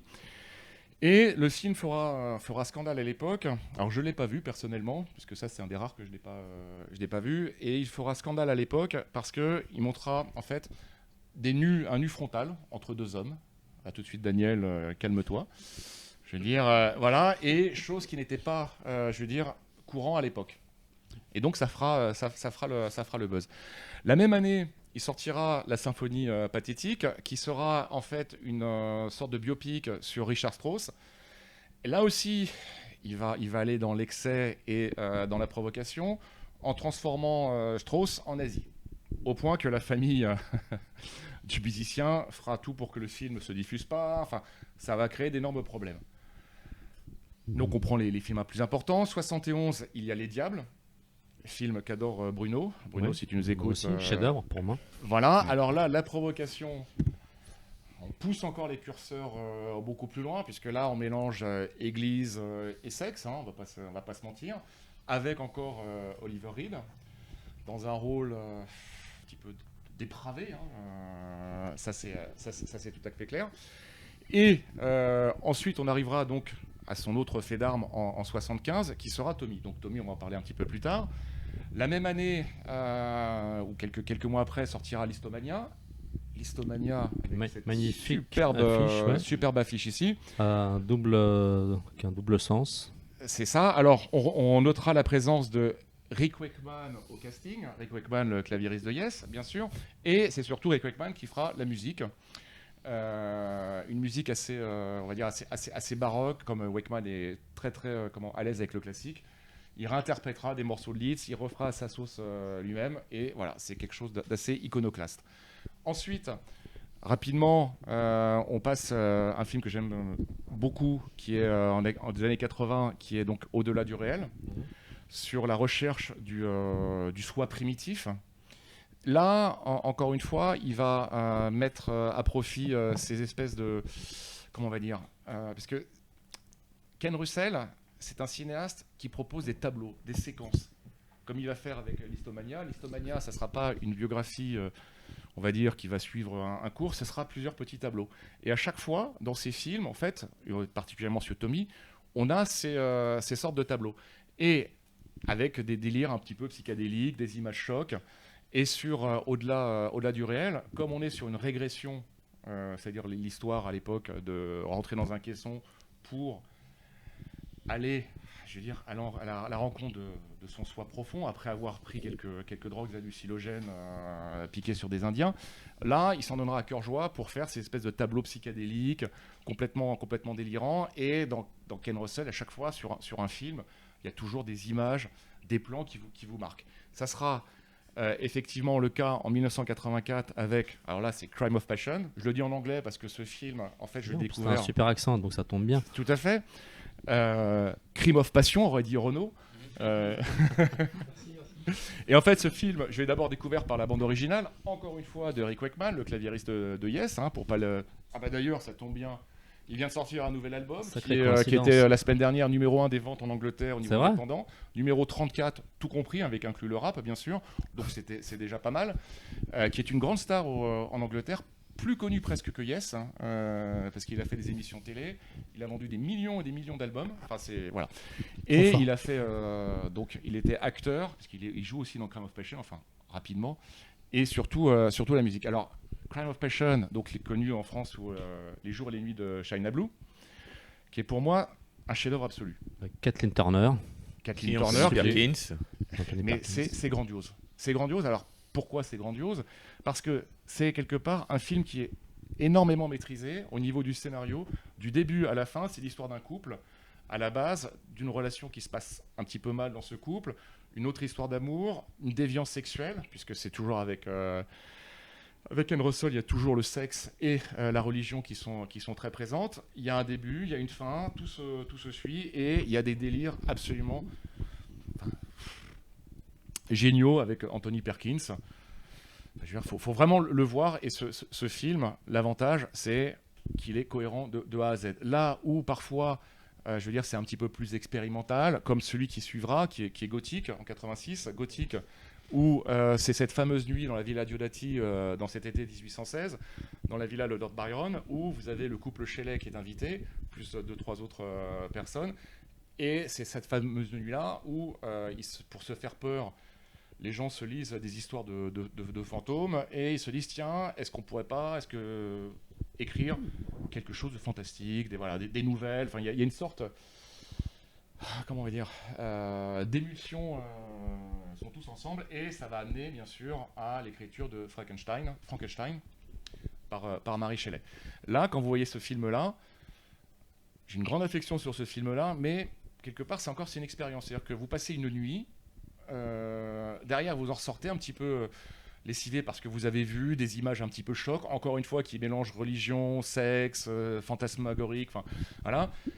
Derrière, c'est une expérience. Là où China Blue, il y a vraiment une histoire qui est vraiment très, très, très suivie. Là, on est vraiment dans l'expérimental. Et ensuite, en 88, c'est le dernier film que j'ai vu de sa part, qui sera Le Repère du Ver Blanc, là où vous avez Hugh Grant qui fera ses débuts. Alors, j'aime beaucoup moins celui-là. Je le trouve pas très très intéressant. Et après, j'avoue que j'ai décroché. Mais peut-être que Damien, toi, Pas grand chose à ajouter. C'est vrai que Le Repère du Ver Blanc, c'est un peu le début de la chute, j'ai envie de dire, chez Ken Russell. Ouais, ça va être peut-être son film le moins abordable facilement, quelque part. C'est peut-être son plus bis aussi. Il est très étrange. Après, si mes souvenirs sont bons, il va enchaîner avec La Putain, qui est un peu plus traditionnel. Et il va commencer à calmer un petit peu. Parce qu'en fait, chez Ken Russell, moi j'ai un ressenti étrange avec lui. C'est-à-dire que je trouve qu'il a un cinéma assez hermétique et en même temps, j'aimais ce côté très étrange que je comprenais pas forcément du premier coup, tout ça. Et c'est vrai qu'ensuite, il va revenir vers un cinéma plus classique, un peu plus comme les jours et les nuits de China Blue, justement, et plus facile à décoder. Et du coup, ça y a un peu moins de curiosité, quoi. Voilà, donc si on peut résumer en quelques mots le cinéma de Ken Russell, les thématiques qui sont énormément présentes chez lui, c'est la religion. Alors la religion sous toutes ses formes, le sexe, ça c'est clair, et la musique. La musique est aussi très importante pour lui. Pourquoi ? Parce qu'il a fait aussi pas mal de biopics, à la fois sur Strauss, sur Mahler, sur Debussy. Il le fera sur Liszt après. Donc, et puis bon, il a travaillé quand même avec Rick Wakeman, donc c'est quelqu'un de goût. Qui est... On le rappelle, c'est... Qui est le claviériste de Yes. D'accord. Ah oui, un des vrai. claviéristes de Yes, parce que Yes c'est une grande famille, un petit peu comme le Boulevard du Cinéma, donc on accueille des gens différents. Et donc Rick Wakeman était le pilier du groupe Yes. Qu'entends-tu par différent ? Là, c'est une attaque tout à fait basse, Daniel, je ne relève pas. Donc, mais me regarde pas avec cet air... Voilà. Donc ensuite... Tu n'as pas parlé de Roger Daltrey. Oui, mais on y va, parce qu'on va passer maintenant sur les Who. Roger Daltrey. Sur les Who. Alors les Who... Yes. Yes qui a fait la première partie des Who en décembre 68, de mémoire. Donc voilà, c'est juste pour l'anecdote. Et donc les Who. Les Who, c'est un groupe qui est primordial pour moi dans la musique anglaise. C'est-à-dire que vous avez, dans les années 60, les Stones, les Beatles et les Who. Et les Zombies aussi, je sais pas si tu connais. Les Zombies, c'est un groupe. Non, je ne connais pas. Et pourquoi je dis les trois groupes essentiels ? Parce qu'il y a aussi des groupes importants, d'autres groupes importants comme les Kings et tout ça, on reviendra un petit peu derrière, mais en fait, ce sont des groupes qui ont été au-delà de la musique. C'est-à-dire que, quelque part, ça devient presque une marque de fabrique, une marque d'une époque. Les Who, au départ, ils s'appelaient les Détours. Ensuite, vu qu'il y avait un groupe américain qui sortait un album, au moment où ils voulaient sortir aussi leur premier album avec le même nom, ils sont passés sur High Numbers, comme nom de groupe. High Numbers voulant dire haute valeur, qui faisait quelque part écho au fait que c'était un petit peu le porte-parole, il s'était mis sur les mods contre les rockers. C'était un courant londonien où c'était des gens plutôt de bonne famille, qui faisaient très attention à la façon de s'habiller, qui aussi dansaient, enfin une façon de danser, donc tout ça, et qui se fightaient, on va dire, contre les rockers. Et ensuite, donc ce sont devenus les Who. Et les Who à la base, c'est qui ? C'est deux amis d'enfance. C'est qui les Who ? C'est drôle. Non mais je le sais, je n'ai pas besoin. Je peux préparer des vannes sans que tu essayes de me les piquer, Daniel, s'il te plaît. Merci. Donc à la base, c'est deux copains d'enfance qui se sont rencontrés vers 12 ans, qui sont Roger Daltrey et notre ami Pete Townshend et notre ami John Hans. Oula, j'ai eu du mal. Hansvils. Voilà. Qui ont commencé à monter, rien à voir avec toi, qui ont commencé à participer à un groupe dans leur collège et tout ça. Et Roger Daltrey les a rejoints. Roger Daltrey, au départ, il était plutôt à la guitare. Donc il y avait deux guitares dans le groupe avec notre ami Pete Townshend. Finalement, il a abandonné la guitare parce qu'il s'est rendu compte qu'il était un tout petit peu limité et que par rapport à Pete Townshend, il n'avait pas le niveau pour se consacrer au chant. Et donc, ils ont viré le chanteur et il est passé directement chanteur. Ensuite, les a rejoints à Kiss Moon, puisqu'à un moment, ils cherchaient un batteur. Ils avaient perdu leur batteur. Ils avaient passé quelques petites annonces. Ils ont fait un concert. Alors ça, c'est la légende. Hein. Après, c'est vrai ou c'est pas vrai. La légende dit qu'ils étaient donc avec un batteur de session pendant un concert. Là, Kiss Moon est dans la salle. Il voulait postuler pour rejoindre les Who. Il est arrivé. Il a dit, moi, je sais mieux battre que votre batteur. Il a viré le batteur. Il a joué et il l'a embauché à la fin. Bon, légende, vérité, ça dépend. Ça dépend des sources. Sur ce groupe, le génie créatif, c'est Pete Townshend. Le génie musical, celui qui a c'est le bassiste, c'est Hans Wissel, puisque lui, il a vraiment une formation un petit peu plus, parfois un peu classique, un peu voilà. Daltrey, c'est la personnalité. D'ailleurs, il sera acteur, et c'est vrai qu'il émane quelque chose de lui assez charismatique. Hein. Et le fou furieux, le mec hors norme, c'est Kiss Moon à la batterie, qui a un jeu de batterie qui est assez spécial, c'est-à-dire qu'il est toujours en rupture, toujours en mouvement. C'est un fou furieux qui détruisait sa batterie comme Pete Townshend détruisait sa guitare. Il y avait une rage, il y avait quelque chose de très fort par rapport au groupe.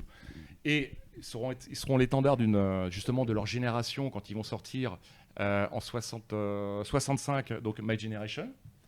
Et donc, c'est pour ça que je reviens un petit peu sur les Kings. C'est que le déclic avec Pete Townshend, parce qu'au départ, les Who, c'était juste un petit groupe de reprises qui essayait de faire comme tout le monde, jusqu'au moment où Pete Townshend a entendu les Kings et All Day and All of the Night. Et là, il s'est dit, tiens, il y a quelque chose. La guitare, elle est un petit peu plus heavy que d'habitude. Et Pete Townshend va être complètement frappé par ça. Et il va le reprendre, le pomper sur un des premiers 45 tours qui sera I Can't Explain, qui sera une copie par rapport aux Kings. Sauf qu'ils vont mettre les curseurs beaucoup plus loin que les Kings, et ils vont quasiment, pour moi, inventer à la fois le hard, d'une certaine façon, avec la hargne, un peu le punk, avec la violence qui se met derrière, et ils seront très très en avance sur leur temps. Un peu le rock opéra aussi. Et le rock opéra. Alors on va revenir sur le rock opéra, puisque effectivement sur le premier album, donc c'est My Generation, qui est juste une collection de petits titres, mais sur le suivant, qui s'appellera A Quick One, donc en 66, là il y aura un morceau qui fera 9 minutes, une sorte de mini opéra, toujours de Pete Townshend, qui sera les prémices de ce que sera les Who après. Là, sur cet album-là, ça sera un album collectif, parce qu'il y aura les différents noms des musiciens pour des questions de droit et donc de sous-sous dans la popoche.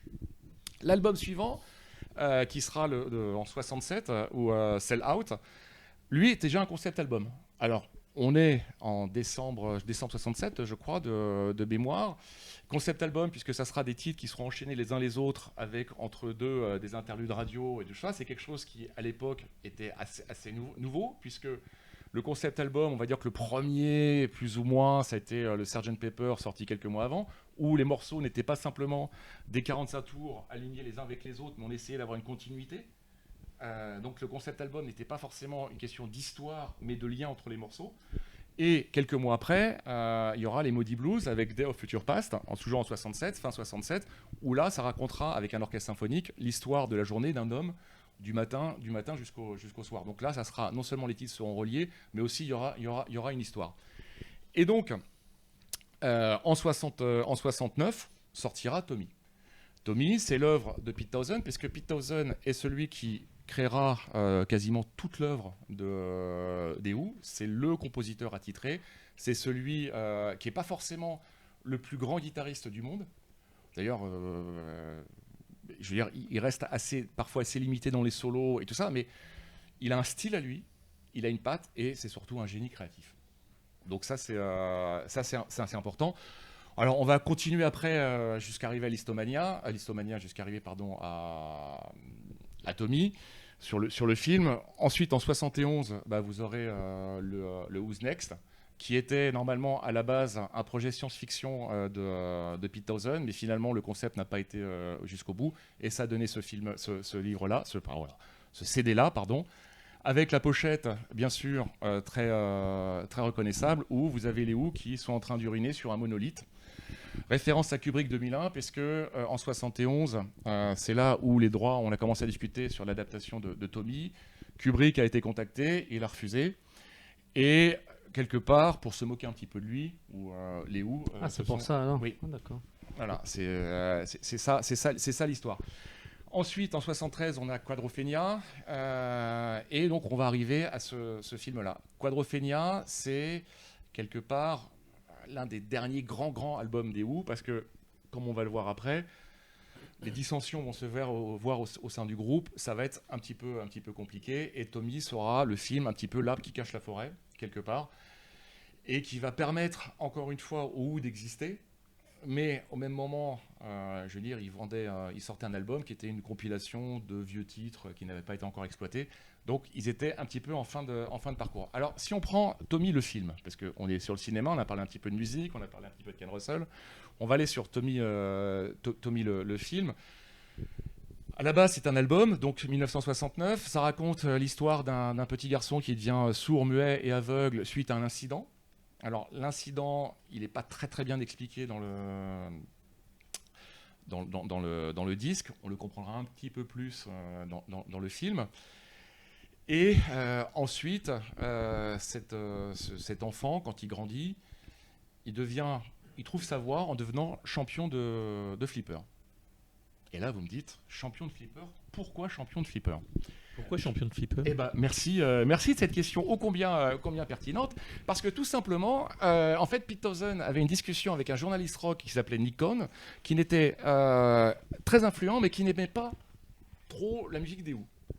Et Pete Townshend savait que ce journaliste était fan de flipper. Et il s'est dit, par pure provocation, quand le journaliste lui dit, mais ça raconte quoi votre histoire ? Et il a dit, et en fait, il devient champion de flipper. Et là, il a été pris au piège de sa connerie, entre guillemets, et finalement, c'est pour ça que Tommy est devenu champion de flipper.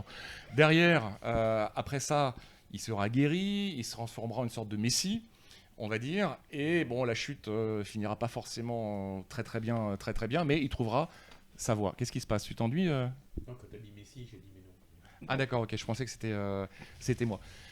Donc, Tommy, en 72, fera l'objet d'une réorchestration symphonique. Ça sera les premières dissensions au sein du groupe, parce que, quelque part, en rajoutant un orchestre derrière, l'œuvre va perdre un petit peu de sa niaque d'origine, de son côté rock, de son côté, parce que c'est un véritable chef-d'œuvre. Là, ça va un petit peu lisser. Ça va mettre un petit peu trop parfois la lumière sur Pete Townshend au détriment des autres. Donc ça va être les premières difficultés. Quand ils vont passer sur Quadrophenia, là, ça va très mal se passer puisque Roger Daltrey et Pete Townshend en viendront aux mains. Mais il y en a un des deux qui sera KO. Derrière, on est en pleine période Keith Moon qui, lui, a du mal à gérer son divorce, qui commence à devenir alcoolique. Ça, c'est vraiment très compliqué. Au point d'ailleurs que plus tard sur scène, tellement alcoolique, il avait pris quelques médicaments avant, il s'effondra sur scène pendant un concert, et qu'il y a un gars du public qui était un fan des Who, un très bon batteur, qui viendra et qui prendra la suite du concert. C'est des trucs que tu dis, il n'y a que dans les années 70 que tu pouvais voir ça. C'est un petit peu comme si Michel Sardou avait un arrêt sur scène et que d'un seul coup c'était Daniel qui le remplaçait. Un truc de malade. Ça n'existe pas, et pourtant c'est les années 70. Voilà. Alors, c'est donc Ken Russell qui voulait avoir les droits sur Tommy depuis 1971, sauf que Pete Townshend était pas forcément très chaud par rapport à lui, et finalement c'est la personnalité de Ken Russell qui l'a séduit, c'est-à-dire que ce côté, on va dire, un petit peu iconoclaste, ce côté controversé, il s'est dit bon, pourquoi pas, et en plus comme derrière il y a cet amour de la musique chez Ken Russell avec toutes les biopics qu'on a parlé précédemment, on s'est dit bon, bah ça peut être effectivement la bonne personne. Derrière, Ken Russell a pris le contrôle total du projet. C'est-à-dire qu'il a voulu mettre sa vision à lui, une vision qui est outrancière, une vision qui va amener Tommy vers une comédie musicale. Les acteurs rechanteront eux-mêmes les parties qui étaient avant faites par Daltrey.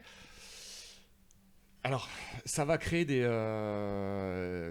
problèmes, il y aura des problèmes de réécriture. Sur les différences entre le disque et le film, il y en a quelques-unes qui sont visibles. La plus visible, c'est la période, puisque si vous connaissez le disque par cœur, il y a un moment, on est en 1921, c'est-à-dire à la fin de la Première Guerre mondiale, puisque tu entends, je pense que l'année 21 sera une bonne année, bon, je ne vais pas le faire en anglais, et sur le film, ça a été mis en 51, c'est-à-dire la Deuxième Guerre mondiale. Autre chose qui change entre le disque et le film, dans le disque, on ne sait pas trop ce qui se passe dans l'incident, mais on se doute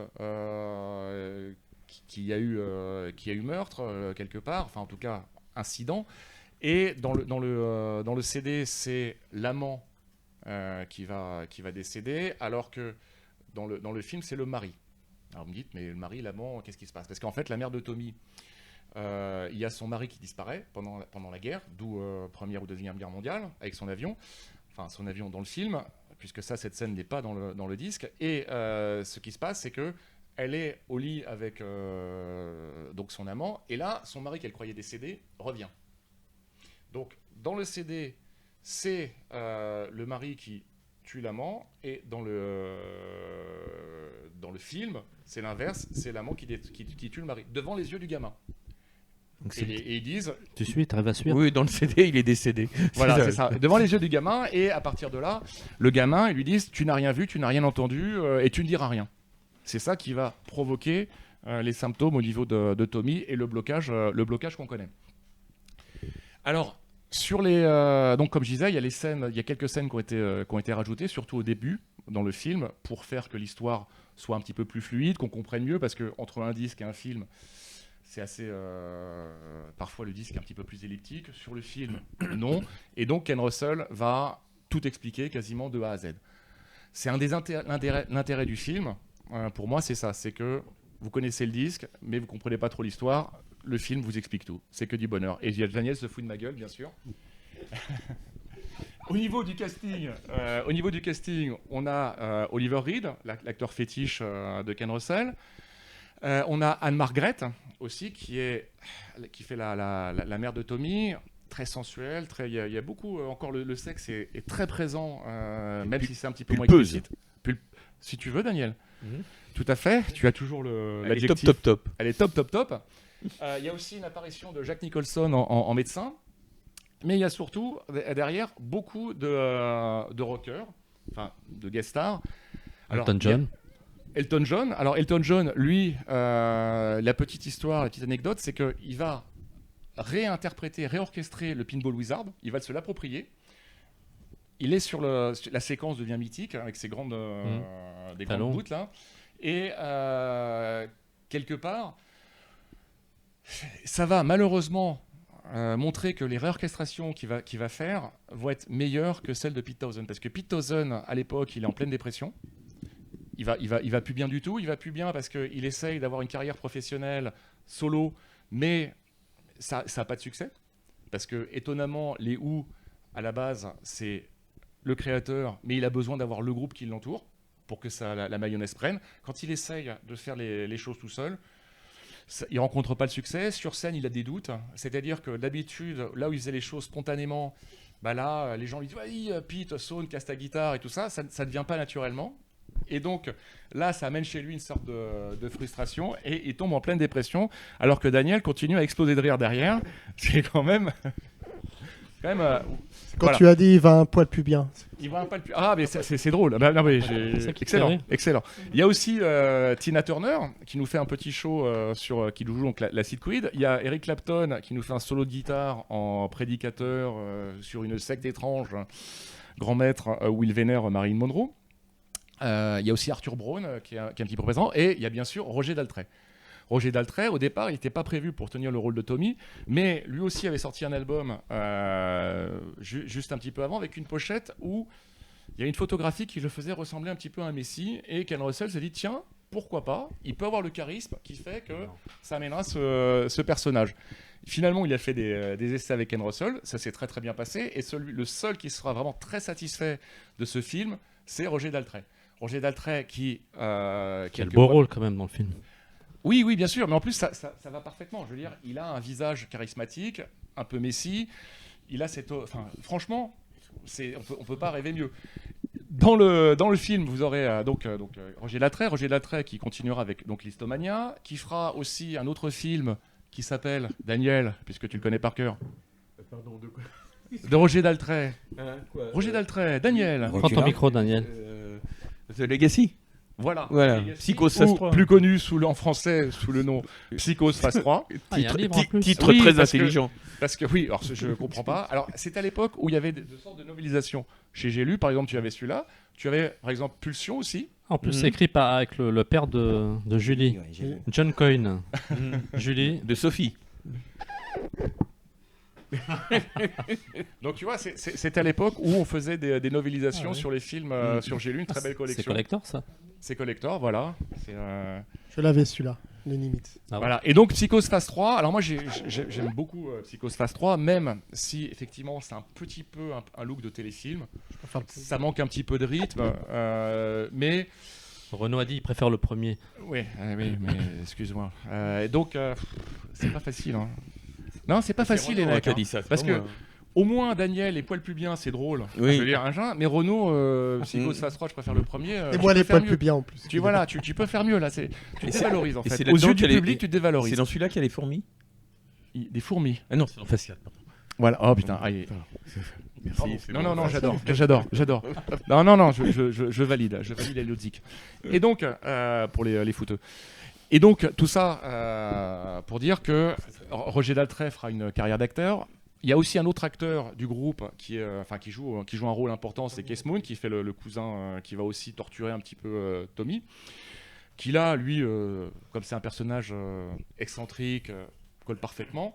Les autres Entwistle et Townsend feront leur propre rôle, puisqu'on les voit jouer un petit peu à droite à gauche sur certaines scènes. Alors, au niveau de Tommy, est-ce que c'est bien ou pas bien? Alors, à l'époque... Non, mais le débat est ouvert. Pourquoi ça, le film? Parce que oui, vas-y, tu as peut-être une idée sur le... C'est lui qui me fait rire, c'est tout. Ah bon. Donc, sur Tommy. Et Sur Damien Tommy, encore une fois, les avis sont partagés. Bah, moi j'aime bien Tommy, Alors, le film. Roger Daltrey va adorer. Pete Townsend dans Melody Maker Ah, je va crois le que tu demandais descendre. nos avis à nous. Oui, bah oui, mais enfin, d'abord je fais Roger Daltrey, Pete Townsend, et après je vais vous le demander à vous. Donc, Roger Daltrey va adorer, donc il va continuer avec un petit bout de Ken Russell. Pete Townsend va détester.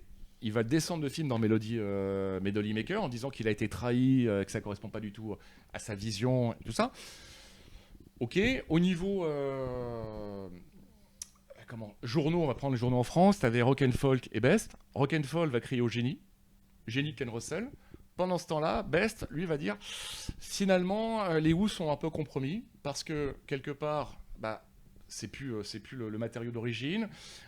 Ils se sont laissés séduire par l'argent, par tout ça, et donc c'est mi-cigue, mi-raisin. C'est-à-dire que le film oscille entre deux choses, avec des choses très fortes et d'autres beaucoup moins. Alors, donc toi, tu aimes beaucoup, a priori, mon cher. Ah oui, j'aime beaucoup, oui. D'accord. Damien, tu. Écoute, je l'ai pas vu depuis très longtemps, mais j'avais beaucoup aimé lorsque je l'avais vu. Ouais. Moi, je m'en souviens pas. D'accord. Ouais, Voilà. Bah oui, à ton âge, c'est un peu normal. Et Renaud, tu l'as vu? Ah, j'ai eu peur. non, je l'ai pas vu. D'accord. Alors, moi, alors personnellement, encore une fois, ça dépend si vous aimez si vous êtes fan du disque ou pas. C'est-à-dire que si on est fan du disque, quelque part, les arrangements qui ont été faits, le fait que ça passe en comédie musicale, moi, ça me fait un peu saigner les oreilles. L'ouverture, qui est magnifique dans le disque, là, a été retravaillée avec des sons on est en 74, ça a été en 75, ça a été retravaillé avec des synthés d'époque, de tout ça. On perd l'essence rock du disque. Ça, c'est pour moi une des premières trahisons. Deuxième chose, on transforme en comédie musicale, là où chacun va mettre sa chansonnette, mais c'est comédie musicale. On n'est plus dans un opéra rock, on n'est plus le mot rock, on passe dans comédie musicale. Franchement, c'est plus la même chose. Quand on Ça se compare... discute, ça, parce que ça reste quand même un opéra rock dans Oui, dans ça l'esprit. reste un opéra rock, mais le mot rock, ça devient de la pop. Enfin, tu vois ce que je veux dire, avec les synthés derrière, on n'est plus dans la même... c'est plus la même sensibilité. Là où, par exemple, tu prendras quelques années plus tard The Wall des Pink Floyd, là, on ne touche pas à la bande-son, on reste dans un délire à la fois qui met des images réelles avec des dessins animés, qui font que tu rentres dans le cerveau malade de Roger Waters, et quand tu vois The Wall, enfin, en tout cas moi c'est ce qui s'est passé, j'ai été pris au trip, je ressors en ayant l'impression d'avoir une séance chez le psy, quoi. Enfin, ça m'a complètement bouleversé. Les Who, Tommy, c'est une sorte de Barnum, alors avec des séquences, encore une fois, qui sont très très bien, d'autres beaucoup moins, parce qu'il faut quand même se l'avouer, le début du film, avec les plans où tu as le couple qui est au bord de la rivière, à moitié nu et tout ça, c'est un kitsch absolu. La séquence où Roger Daltrey arrive en deltaplane pour arrêter une bataille entre Hells Angels, excuse-moi, ça... Mais ça, c'est franchement... déjà plus l'univers de Kurt Russell, justement. Ken Russell. Oui, non mais... oui. Bravo. Voilà. Fallait la faire, celle-là. C'est bon. Bravo. Non, Un acteur qui a du chien aussi. C'est ça. Non, mais c'est excellent. Et la chose. Et donc, voilà, effectivement, c'est les deux univers qui se rencontrent. Si tu aimes Ken Russell, tu vas aimer le film. Si tu aimes les Who, hein, tu vas être un petit peu plus entre les deux. Et moi, je suis un petit peu plus entre les deux. C'est-à-dire que le film est parcouru de fulgurance, un petit peu comme Renaud de temps en temps, mais de temps en temps, bien sûr. Mais par rapport au Pink Floyd, non, c'est quelque part, il y a une trahison par rapport à l'œuvre d'origine. Et d'ailleurs, ce film-là, puisque Keith Moon sera en plein alcoolisme, on est d'accord. Derrière, il aura des problèmes avec le fisc, ça va être très très compliqué pour lui. Les Who vont perdre un petit peu leur créativité. On est en pleine dépression au niveau de Pete Townshend. Ce qui fait que, quelque part, c'est un petit peu le champ du cygne, comme j'expliquais, l'arbre qui va cacher la forêt d'un groupe qui est déjà plus qu'il était, d'une certaine façon, et qui va avoir du mal à rebondir derrière, même s'il y aura deux albums qui vont suivre, qui seront sympas, mais l'âge d'or est terminé. Derrière, Keith Moon décédera suite à une trop grande absorption de médicaments. Nous serons en 78, je crois. Et en 2002, ça sera John Entwistle qui décédera un 27 juin. Donc, lui, ça sera pour excès de cocaïne. Alors, 27 juin, date assez intéressante, puisque ça sera exactement la même journée, mais quelques années plus tard, du décès du bassiste de Yes, bien sûr, Chris Squire, qui était... Ah bah voilà, on y revient. Qui était un fan de John Entwistle. Tout est lié. Ah ben tout est lié, c'est incroyable. Voilà, parce que Yes, en fait, c'est la continuité à la fois des Beatles et des Who. C'est quelque chose qui sera très important pour moi. C'est pour ça que j'adore les Beatles et les Who. Un peu moins fan des Stones. Ça, c'est personnel. Et voilà. Donc, c'est à peu près ce que j'avais Non, c'était bien. à dire sur... Pendant une heure, tu nous as parlé d'un film que tu n'as pas aimé, c'est bien. Mais non, c'est pas que je n'aime pas. C'est pas que je n'aime pas. J'essaye d'apporter un regard critique et de pas être là en disant ouais, c'est fabuleux. Si tu prends le film par lui-même. Je te taquine, c'est très bien. C'était très bien. Bravo. Bravo. Moi, je vais juste vous parler rapidement de sortie de Buster Keaton. Donc, il y a 3 Keaton qui sont sortis il n'y a pas très longtemps. Enfin, ils sont sortis après le confinement. Ça a été retardé. Alors, il y a le dernier round. Sherlock Junior. Qui est très bien. Qui est très bien. Et La Croisière du Navigator. Donc, qui sont 3 chefs-d'œuvre. Et qui sont donc sortis chez un éditeur dont on parle rarement. C'est Elephant Film. Qui fait aussi un très bon travail au niveau éditorial. Les copies sont superbes. Les copies sont magnifiques. Je crois qu'on les a jamais vues comme ça. Moi-même, je redécouvre Keaton. Pourtant, Keaton, c'est un de mes dieux. Et vraiment, 3 très belles éditions. En plus, ce qui est bien avec Elephant Film, c'est que les jaquettes sont réversibles à l'intérieur. Vous avez le choix, donc, soit l'affiche d'origine, soit l'affiche maison de l'éditeur. Je fais en direct. Voilà. Donc, très bon choix éditorial de la part de... Ce qui n'est pas le cas chez Extasio Film, Tout à fait. où tu es obligé d'acheter les deux si tu veux les deux jaquettes. J'allais le dire. De là à dire que Christophe Cousin est un escroc. Chacun sa méthode Alors, il y commerciale. avait déjà Les Fiancés en folie qui était sorti il y a plus longtemps, donc chez le même éditeur, Elephant Film. Et il faut savoir que ces 4 films vont sortir dans un coffret pas trop cher au mois d'octobre. Voilà, c'était juste pour parler de cet éditeur. Et C'est vrai que Ils n'ont pas sorti le caméraman? Non. Non, c'est pas le même caméraman, je crois que c'est MGM qui a les droits. Ouais. Enfin, c'est une question de droit de. Mais j'espère que oui, ça serait bien qu'ils le Comme sortent. quoi, aussi. les vieux films, c'est toujours bien de les avoir en HD, parce qu'il y a un gain considérable de, Bah là, de il y a plein de qualité. choses qu'on redécouvre. Hein. Surtout que moi, j'ai la chance de voir les films sur grand écran. Il y a des détails qui me sautent aux yeux. Oui, mais tout le monde n'est pas riche. Eh oui, c'est ça. Se bouteiller. Bah, même sur grand écran, à ce moment-là, un Jess Franco d'un seul coup devient Ah là là. La J'en fille de parlais De Dracula, par exemple. la fille de Dracula, par exemple. Hein. Voilà, le numéro 20 touche à sa fin. Merci messieurs, merci Damien, Merci. merci Ravi d'être monsieur Picard. Merci. C'était très intéressant. On remercie Bruno. On remercie bien sûr le maître des lieux, monsieur Bruno Terrier, de nous avoir si gentiment prêté la boutique. On lui souhaite un bon déménagement d'ailleurs. Oui, en plus il avait de bonnes excuses pour pas être là De aujourd'hui. toute façon, Il a alors ménagé son qu'il laisse barbecue. finir. Il déménageait son barbecue, oui, c'est ça. Ouais, non, le barbecue, Ah oui. c'est le soir, je crois. Oui, bon, voilà. Ouais, c'est tout ce que je vais dire. D'accord, Non, non, ok. Merci. Et, Voilà. et moi, on me dit pas au revoir.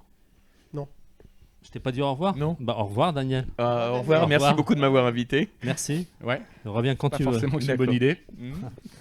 Merci, au revoir, à la prochaine. Merci les Salut. techniciens derrière. Ah, oui, c'est celle-là, oui. Au revoir. À bientôt. Au revoir. Au revoir.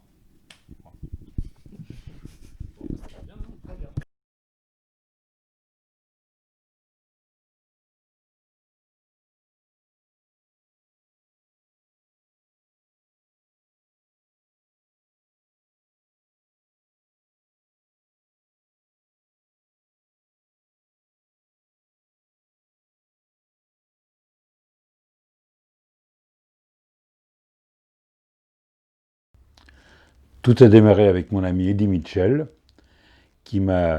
avec qui j'étais très lié depuis à peu près 1970, depuis la sortie de L'Homme de la Loi dont je m'étais occupé, où Eddie était venu à une projection privée. C'est à partir de là qu'est née notre amitié.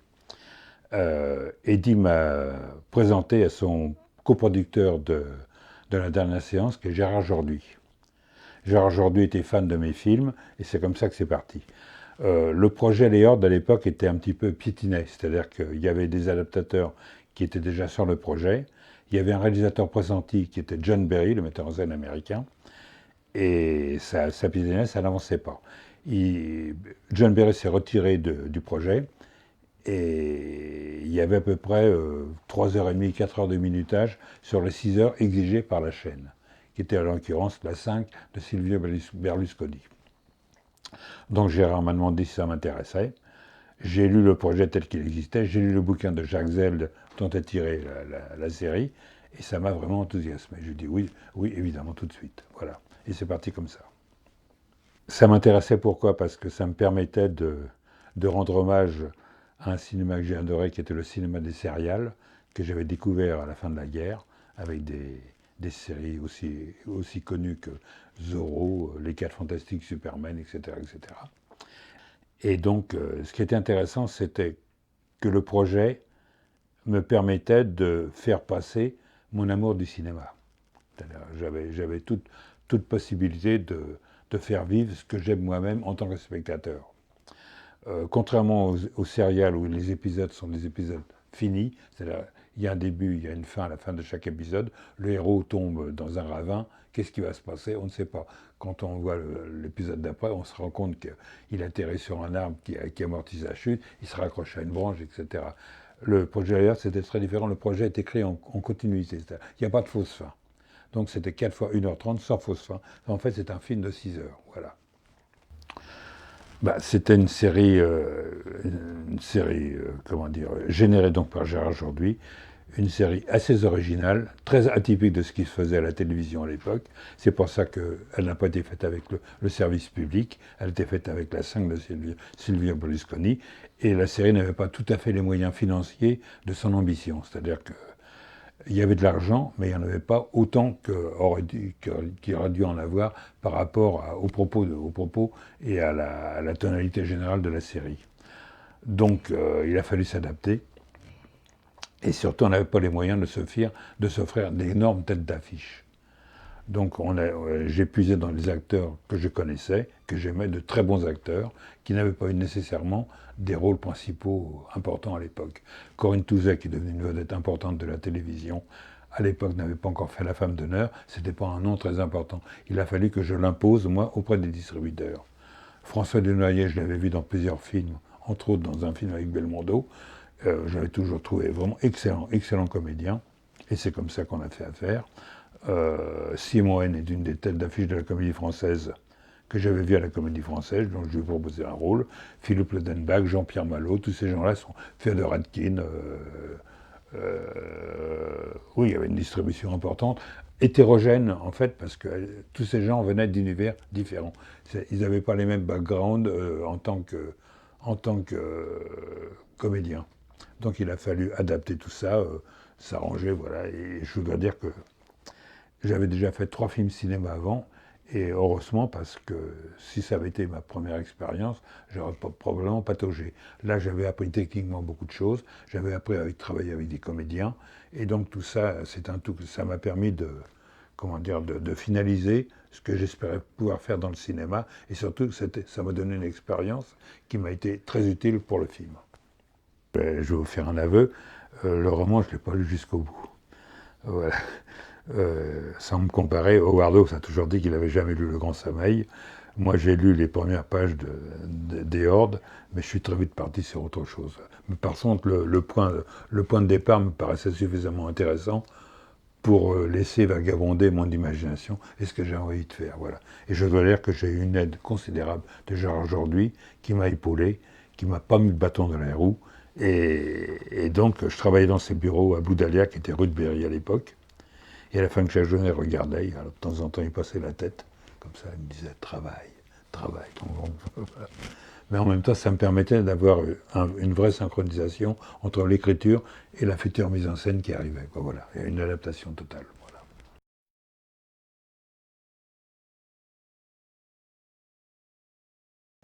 Elle est devenue d'actualité. Parce que, à l'époque, évidemment, on ne pouvait pas savoir tout ce qui allait se passer. Moi, j'ai toujours été politiquement très peu, comment dire, très peu enclin à aimer le monde politique en général. J'ai toujours une grande méfiance du monde politique.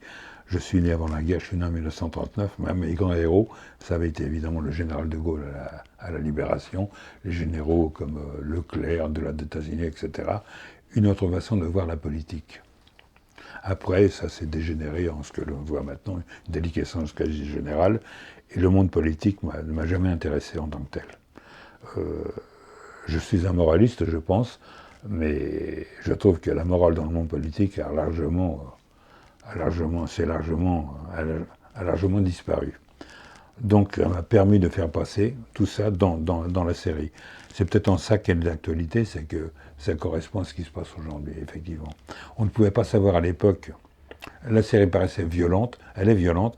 Je suis un metteur en scène qui a fait des films violents, parce qu'on prise sur une réalité directe comme ça, mais à l'époque, on ne pouvait pas savoir, évidemment, ce qui allait se passer aujourd'hui. Maintenant, on fait des rapprochements avec les Gilets jaunes. À l'époque, c'était pas pensable, quoi, évidemment. Par contre, le sujet, encore une fois, était un vrai brûlot par rapport à ce qui se pratiquait à l'époque dans la télévision française. La télévision, c'était des séries propres, des séries qu'on connaît, c'est-à-dire des histoires d'héritage qui tournaient mal, etc., de familles qui se déchirent avant de se retrouver. C'était pas du tout ce genre de projet. Et ça, c'est Gérard Jourdi qui l'a amené et qui a le culot de l'imposer. Avec l'aide de la 5, parce que la 5 a quand même dit oui. La SFP, la Société française de production, est entrée dans le deal, et tout ça, ça a beaucoup aidé, évidemment, parce qu'on n'a pas eu, c'était pas avec TF1, c'était pas avec le service public, ça a été vraiment avec des gens qui avaient envie de proposer autre chose. Et ce quelque chose a pris de la valeur, a pris une patine avec le temps. Et ce qui est étonnant, là, en ce moment, ce qui se passe pour moi, c'est un vrai conte de fées. Hein. C'est-à-dire que quand on a sorti la série à l'époque, la SFP, la Société française de production, disparaissait. La 5 de Silvio Berlusconi disparaissait. D'ailleurs, le dernier épisode n'est jamais passé. Et donc, ça se présentait mal pour cette série, qui a été faite dans des conditions difficiles. Elle a été faite en 88 jours, c'est-à-dire que chaque épisode a été fait en 22 jours. Alors, quand il s'agit de filmer des gens qui parlent dans un bureau, c'est une chose, mais quand vous avez des scènes d'action, des scènes d'extérieur, des scènes de castagne, etc., c'est pas évident en 22 jours. Ça encore, je reviens à ce que j'ai dit tout à l'heure, c'est-à-dire que mon expérience sur mes 3 films m'a beaucoup aidé, quoi, évidemment. Évidemment.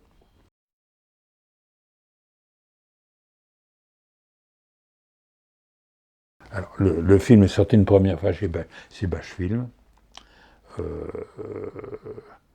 Oui, il s'est passé une chose, c'est que le négatif du film, curieusement, avait disparu. Curieusement. Il y a eu des acheteurs qui sont proposés. Au moment où la société de Gérard Jordu, Poudalier, a fait faillite, des gens se sont proposés de racheter la série, mais il n'y avait pas de négatif. On ne trouvait pas de copie, il n'y avait pas de négatif. Heureusement, moi, de par contrat, je suis exigé d'avoir une copie de mes films. Donc j'avais des copies 16, le film était dans 16 mm, j'avais une copie 16 des Hordes. Et c'est à partir de cette copie 16 qu'on a fabriqué le matériel. Et je dois dire qu'il y a eu un travail technique époustouflant qui a été fait. Déjà pour Bachelet, mais surtout pour Dorian Film, là, qui a fait un boulot énorme, avec l'aide de VDM, le laboratoire VDM, ils ont fait un travail technique important, parce que c'est du 16 mm au départ, entièrement restauré, retravailler le son, l'image, etc. Et puis, bon, moi, ça fait drôle de revoir son travail 30 ans après, de revoir tout ça comme ça, puis de voir ce qui va, de voir ce qui va pas, de voir ce qui va moins bien, de voir ce qui reste vraiment bien, enfin bref, voilà. En tout cas, quand je vois la série maintenant, je sais pourquoi je voulais faire du cinéma, c'est clair. Mon amour du cinéma d'action, mon amour du cinéma de mouvement et de réflexion, tout ça c'est dans le film, Alors, je pense plutôt être un mec sympathique et gentil dans la vie, mais j'ai toujours fait, je ne sais pas pourquoi, des films violents. Je ne sais pas pourquoi, et là la série s'y prêtait évidemment. Quand je l'ai revu, là, je trouve qu'il y a certaines scènes qui sont très gonflées par rapport au public habituel de la télévision, quoi, c'est évident. Bon. Mais ça, aujourd'hui m'appuie. À un moment donné, quand la chaîne, à l'époque, la 5, a vu le film, ils m'ont demandé de couper des choses. Et c'est Gérard qui a arrondi les angles. Et donc, en fait la série telle qu'elle est maintenant, elle non expurgée. C'est vraiment tel que je l'avais souhaité. Avec encore une fois une aide considérable de tous les comédiens qui, à le fond, alors, ils ont tous joué le jeu. Tout le monde, ils ont tous été conscients du fait de l'originalité de la série par rapport aux rôles qui leur sont habituellement proposés. Et ils ont vraiment joué le jeu. Ils ont impeccable. Y compris avec Corinne Touzet, qui a un rôle très difficile dedans, qui n'a pas craint de s'abîmer à l'écran, parce que plus la série avance, plus elle se transforme. Certains ont dit qu'elle devient presque une femme vampire. Et c'est vrai, le maquillage est blafard, etc. Elle a joué le jeu. Elle ne craint pas de s'abîmer, Corinne. C'est une vraie comédienne.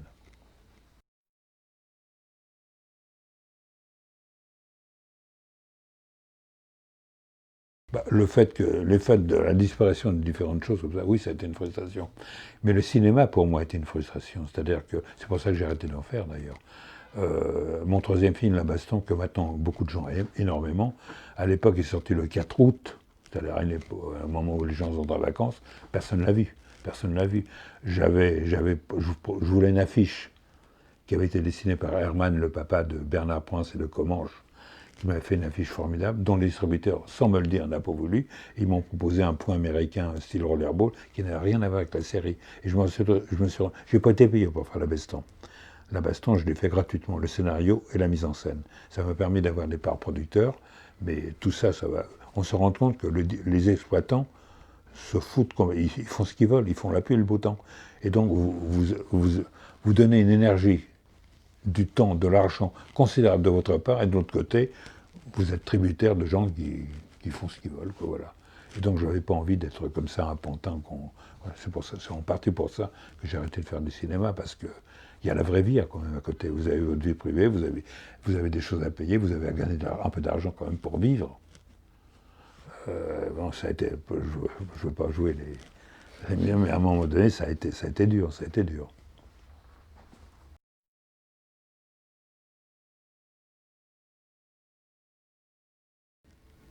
Ben, on les filme une fois en plan général, une deuxième fois on la refait en plan plus rapproché, et puis voilà, puis on prenait. C'est pas trop contraignant, hein. Ben, c'est contraignant, mais en même temps, la contrainte quelquefois est intéressante. Donc il y a une répétition avec les cascadeurs, voilà. J'ai eu une personne que j'adorais, qui était Jean-Louis Rolla, qui est décédé maintenant, qui m'a beaucoup aidé. Ouais, non, mais ça, c'est très difficile à expliquer. C'est quand vous êtes sur le terrain, vous voyez le décor, on peut pas danser en même temps, expliquer comment il est en train de danser. On danse. Donc j'ai filmé du mieux que je savais, quelquefois avec des références. C'est-à-dire que, bon, c'est pas un mystère de dire que j'ai toujours beaucoup aimé le cinéma américain, et qu'il y a quelques metteurs en scène américains qui m'ont très impressionné, dont Anthony Mann. Et Anthony Mann a démarré dans les films noirs avec très très peu de moyens, et il s'est débrouillé. On regarde comment ils ont travaillé, et puis quelquefois ça vous aide vous-même, quoi. Voilà. Ce que les Américains appellent run for cover, c'est-à-dire se protéger avec ce que l'on sait faire, ou ce que l'on pense savoir faire. Donc j'ai essayé d'avoir des plans avec des amorces, des choses comme ça, des plongées, faire jouer avec la lumière, enfin, on se débrouille, quoi, voilà. Mais la série ne fait pas pauvre. Hein. La série ne fait pas pauvre, mais et quelquefois on fait 60 soldats avec 10, quoi. Voilà, on fait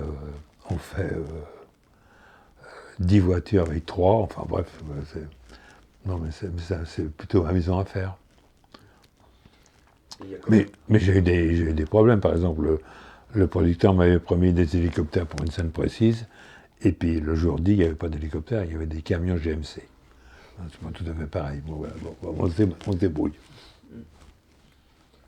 Mais c'est plus, j'imagine que c'est beaucoup plus contraignant de tourner pour la télé que pour le cinéma, quoi. Ce qui est contraignant, c'est encore une fois, l'expérience est utile, parce que ce qui est contraignant, c'est que déjà, on n'a pas la même durée de tournage.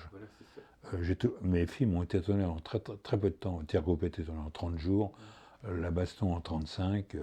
Le seul où j'ai eu un petit peu d'aisance, c'est Ronde de nuit. Mais donc, j'étais habitué un peu à ce genre de choses. Et puis là, on a tourné en 22 jours quand même. Oui, donc ça fait là, vous voyez, j'ai un livre sur Claude Sautel. Là, je me souviens que Claude Sautel, c'est des tournages énormes, énormes. J'étais l'attaché de poste de Claude sur plusieurs films. Mado, ça a pris un temps. C'est des tournages gigantesques, avec couverts avec les angles, etc. On ne peut pas se couvrir, c'est-à-dire on tourne la scène d'une certaine manière, on ne peut pas la tourner 4 fois sous différents axes, etc. Il y a des metteurs en scène français ou américains qui tournent comme ça, c'est-à-dire qu'ils se couvrent, comme on dit, c'est-à-dire qu'ils filment la scène sous quatre axes différents. Dans chaque axe, ils ont 4-5 focales différentes, donc pour les acteurs, il faut recommencer chaque fois. Voilà. Là, vous avez intérêt à conceptualiser très vite et à savoir très vite ce que vous voulez faire. Et ça, c'est l'expérience. Mais quelquefois, je pense que je suis un bon metteur en scène. Voilà. Ça m'arrive de le penser. Mais en même temps, ça m'a coûté cher, c'est-à-dire que j'étais précaire après les Horses, c'est-à-dire que j'ai eu des gens qui m'ont proposé de bosser, j'avais des occasions formelles, ne l'utilisez pas Jean-Claude Mission, il ne sait pas faire de la télévision. L'image donnée du patron de presse m'a coûté très cher. Et comment il s'appelle Étienne Moujotte, voilà. Chaque fois on m'appelait, un producteur voulait m'engager. Au bout de 3 jours, il me rappelle, il me dit Jean-Claude, il faudrait que je vous voie. Donc j'arrivais chez lui, il me disait Jean-Claude, voilà, on viendra de recevoir un mémo de TF1. Non pour Jean-Claude Mission, signé Étienne Moujotte, et j'étais barré. C'était une sorte de liste noire. Voilà. À la suite d'ailleurs, parce que je ne l'ai jamais rencontré personnellement, je ne le connais pas, je n'ai jamais eu de rapport avec lui, donc voilà. Mais on est barré. Et puis les producteurs, comme ils dépendent de la télévision, ils ne prennent pas de risques. Hein. Mais bon. C'est pour ça que je sais grévément Gérard aujourd'hui. Quand il a proposé la série, il aurait pu proposer la série, je suppose, à des gens qui sont habitués à faire des feuilletons à la télévision, qui le font très bien d'ailleurs, mais des trucs très classiques, très propres, etc. Là, il voulait quelqu'un qui soit un peu plus différent, quoi. Mais cette différence m'a coûté cher, je l'ai payé. Et même Gérard aujourd'hui, lui-même, que j'aime beaucoup, mais quand il a fait la série des Maupassants, il a demandé à plein de gens de travailler, il ne m'a jamais redemandé de travailler, jamais. Donc voilà, c'est pour ça que le cinéma m'a beaucoup apporté, énormément de joie et en même temps énormément de désappointement, quoi, voilà. Donc ce qui est bien maintenant, c'est de voir les films des autres, de revisiter les classiques sur son bel écran, on est chez soi, voilà, on revoit Preston Sturges, John Ford, on voit, voilà, vous voyez tous ces gens-là. Et en même temps, vous vous rendez compte que tout ça, ça participe. Je suis un peu vieux con là, mais tout ça, ça participe d'un cinéma qui ne pourra plus se faire. Vous ne pourrez jamais refaire les aventures de Robin des Bois. Jamais, jamais, jamais comme ça. Maintenant, avec le numérique, vous faites ceci, vous faites cela. Quand vous revoyez, je sais pas, quand vous revoyez le CID, par exemple, vous voyez la figuration qu'il y a à l'image. Et comment les mecs mettaient ça en scène, et la caméra bouge. Quand vous voyez l'énormité des caméras de l'époque, des caméras techniques de l'époque, c'est des monstres, des monstres. Et ça bouge largement aussi bien que les petites caméras actuelles, les petites grouilles actuelles que vous avez. Voilà. Et l'argentique reste l'argentique. Les Hordes a été entièrement tourné en argentique, je suis content de ça, voilà. Surtout quand on sait que de grands metteurs en scène, style Michael Mann par exemple, quand ils retournent, ils panachent le numérique et l'argentique. Tarantino, il tourne qu'en argentique. Oui, oui, bien sûr. Parce qu'il y a quand même, je sais pas, il y a des collectionneurs de films 16 mm qui continuent à préférer leurs films 16 mm aux derniers DVD remasterisés, etc. Parce qu'ils ont quelque chose, ils ont le grain, quelque chose qui se passe. Même si les collures, ça passe, ils s'en foutent.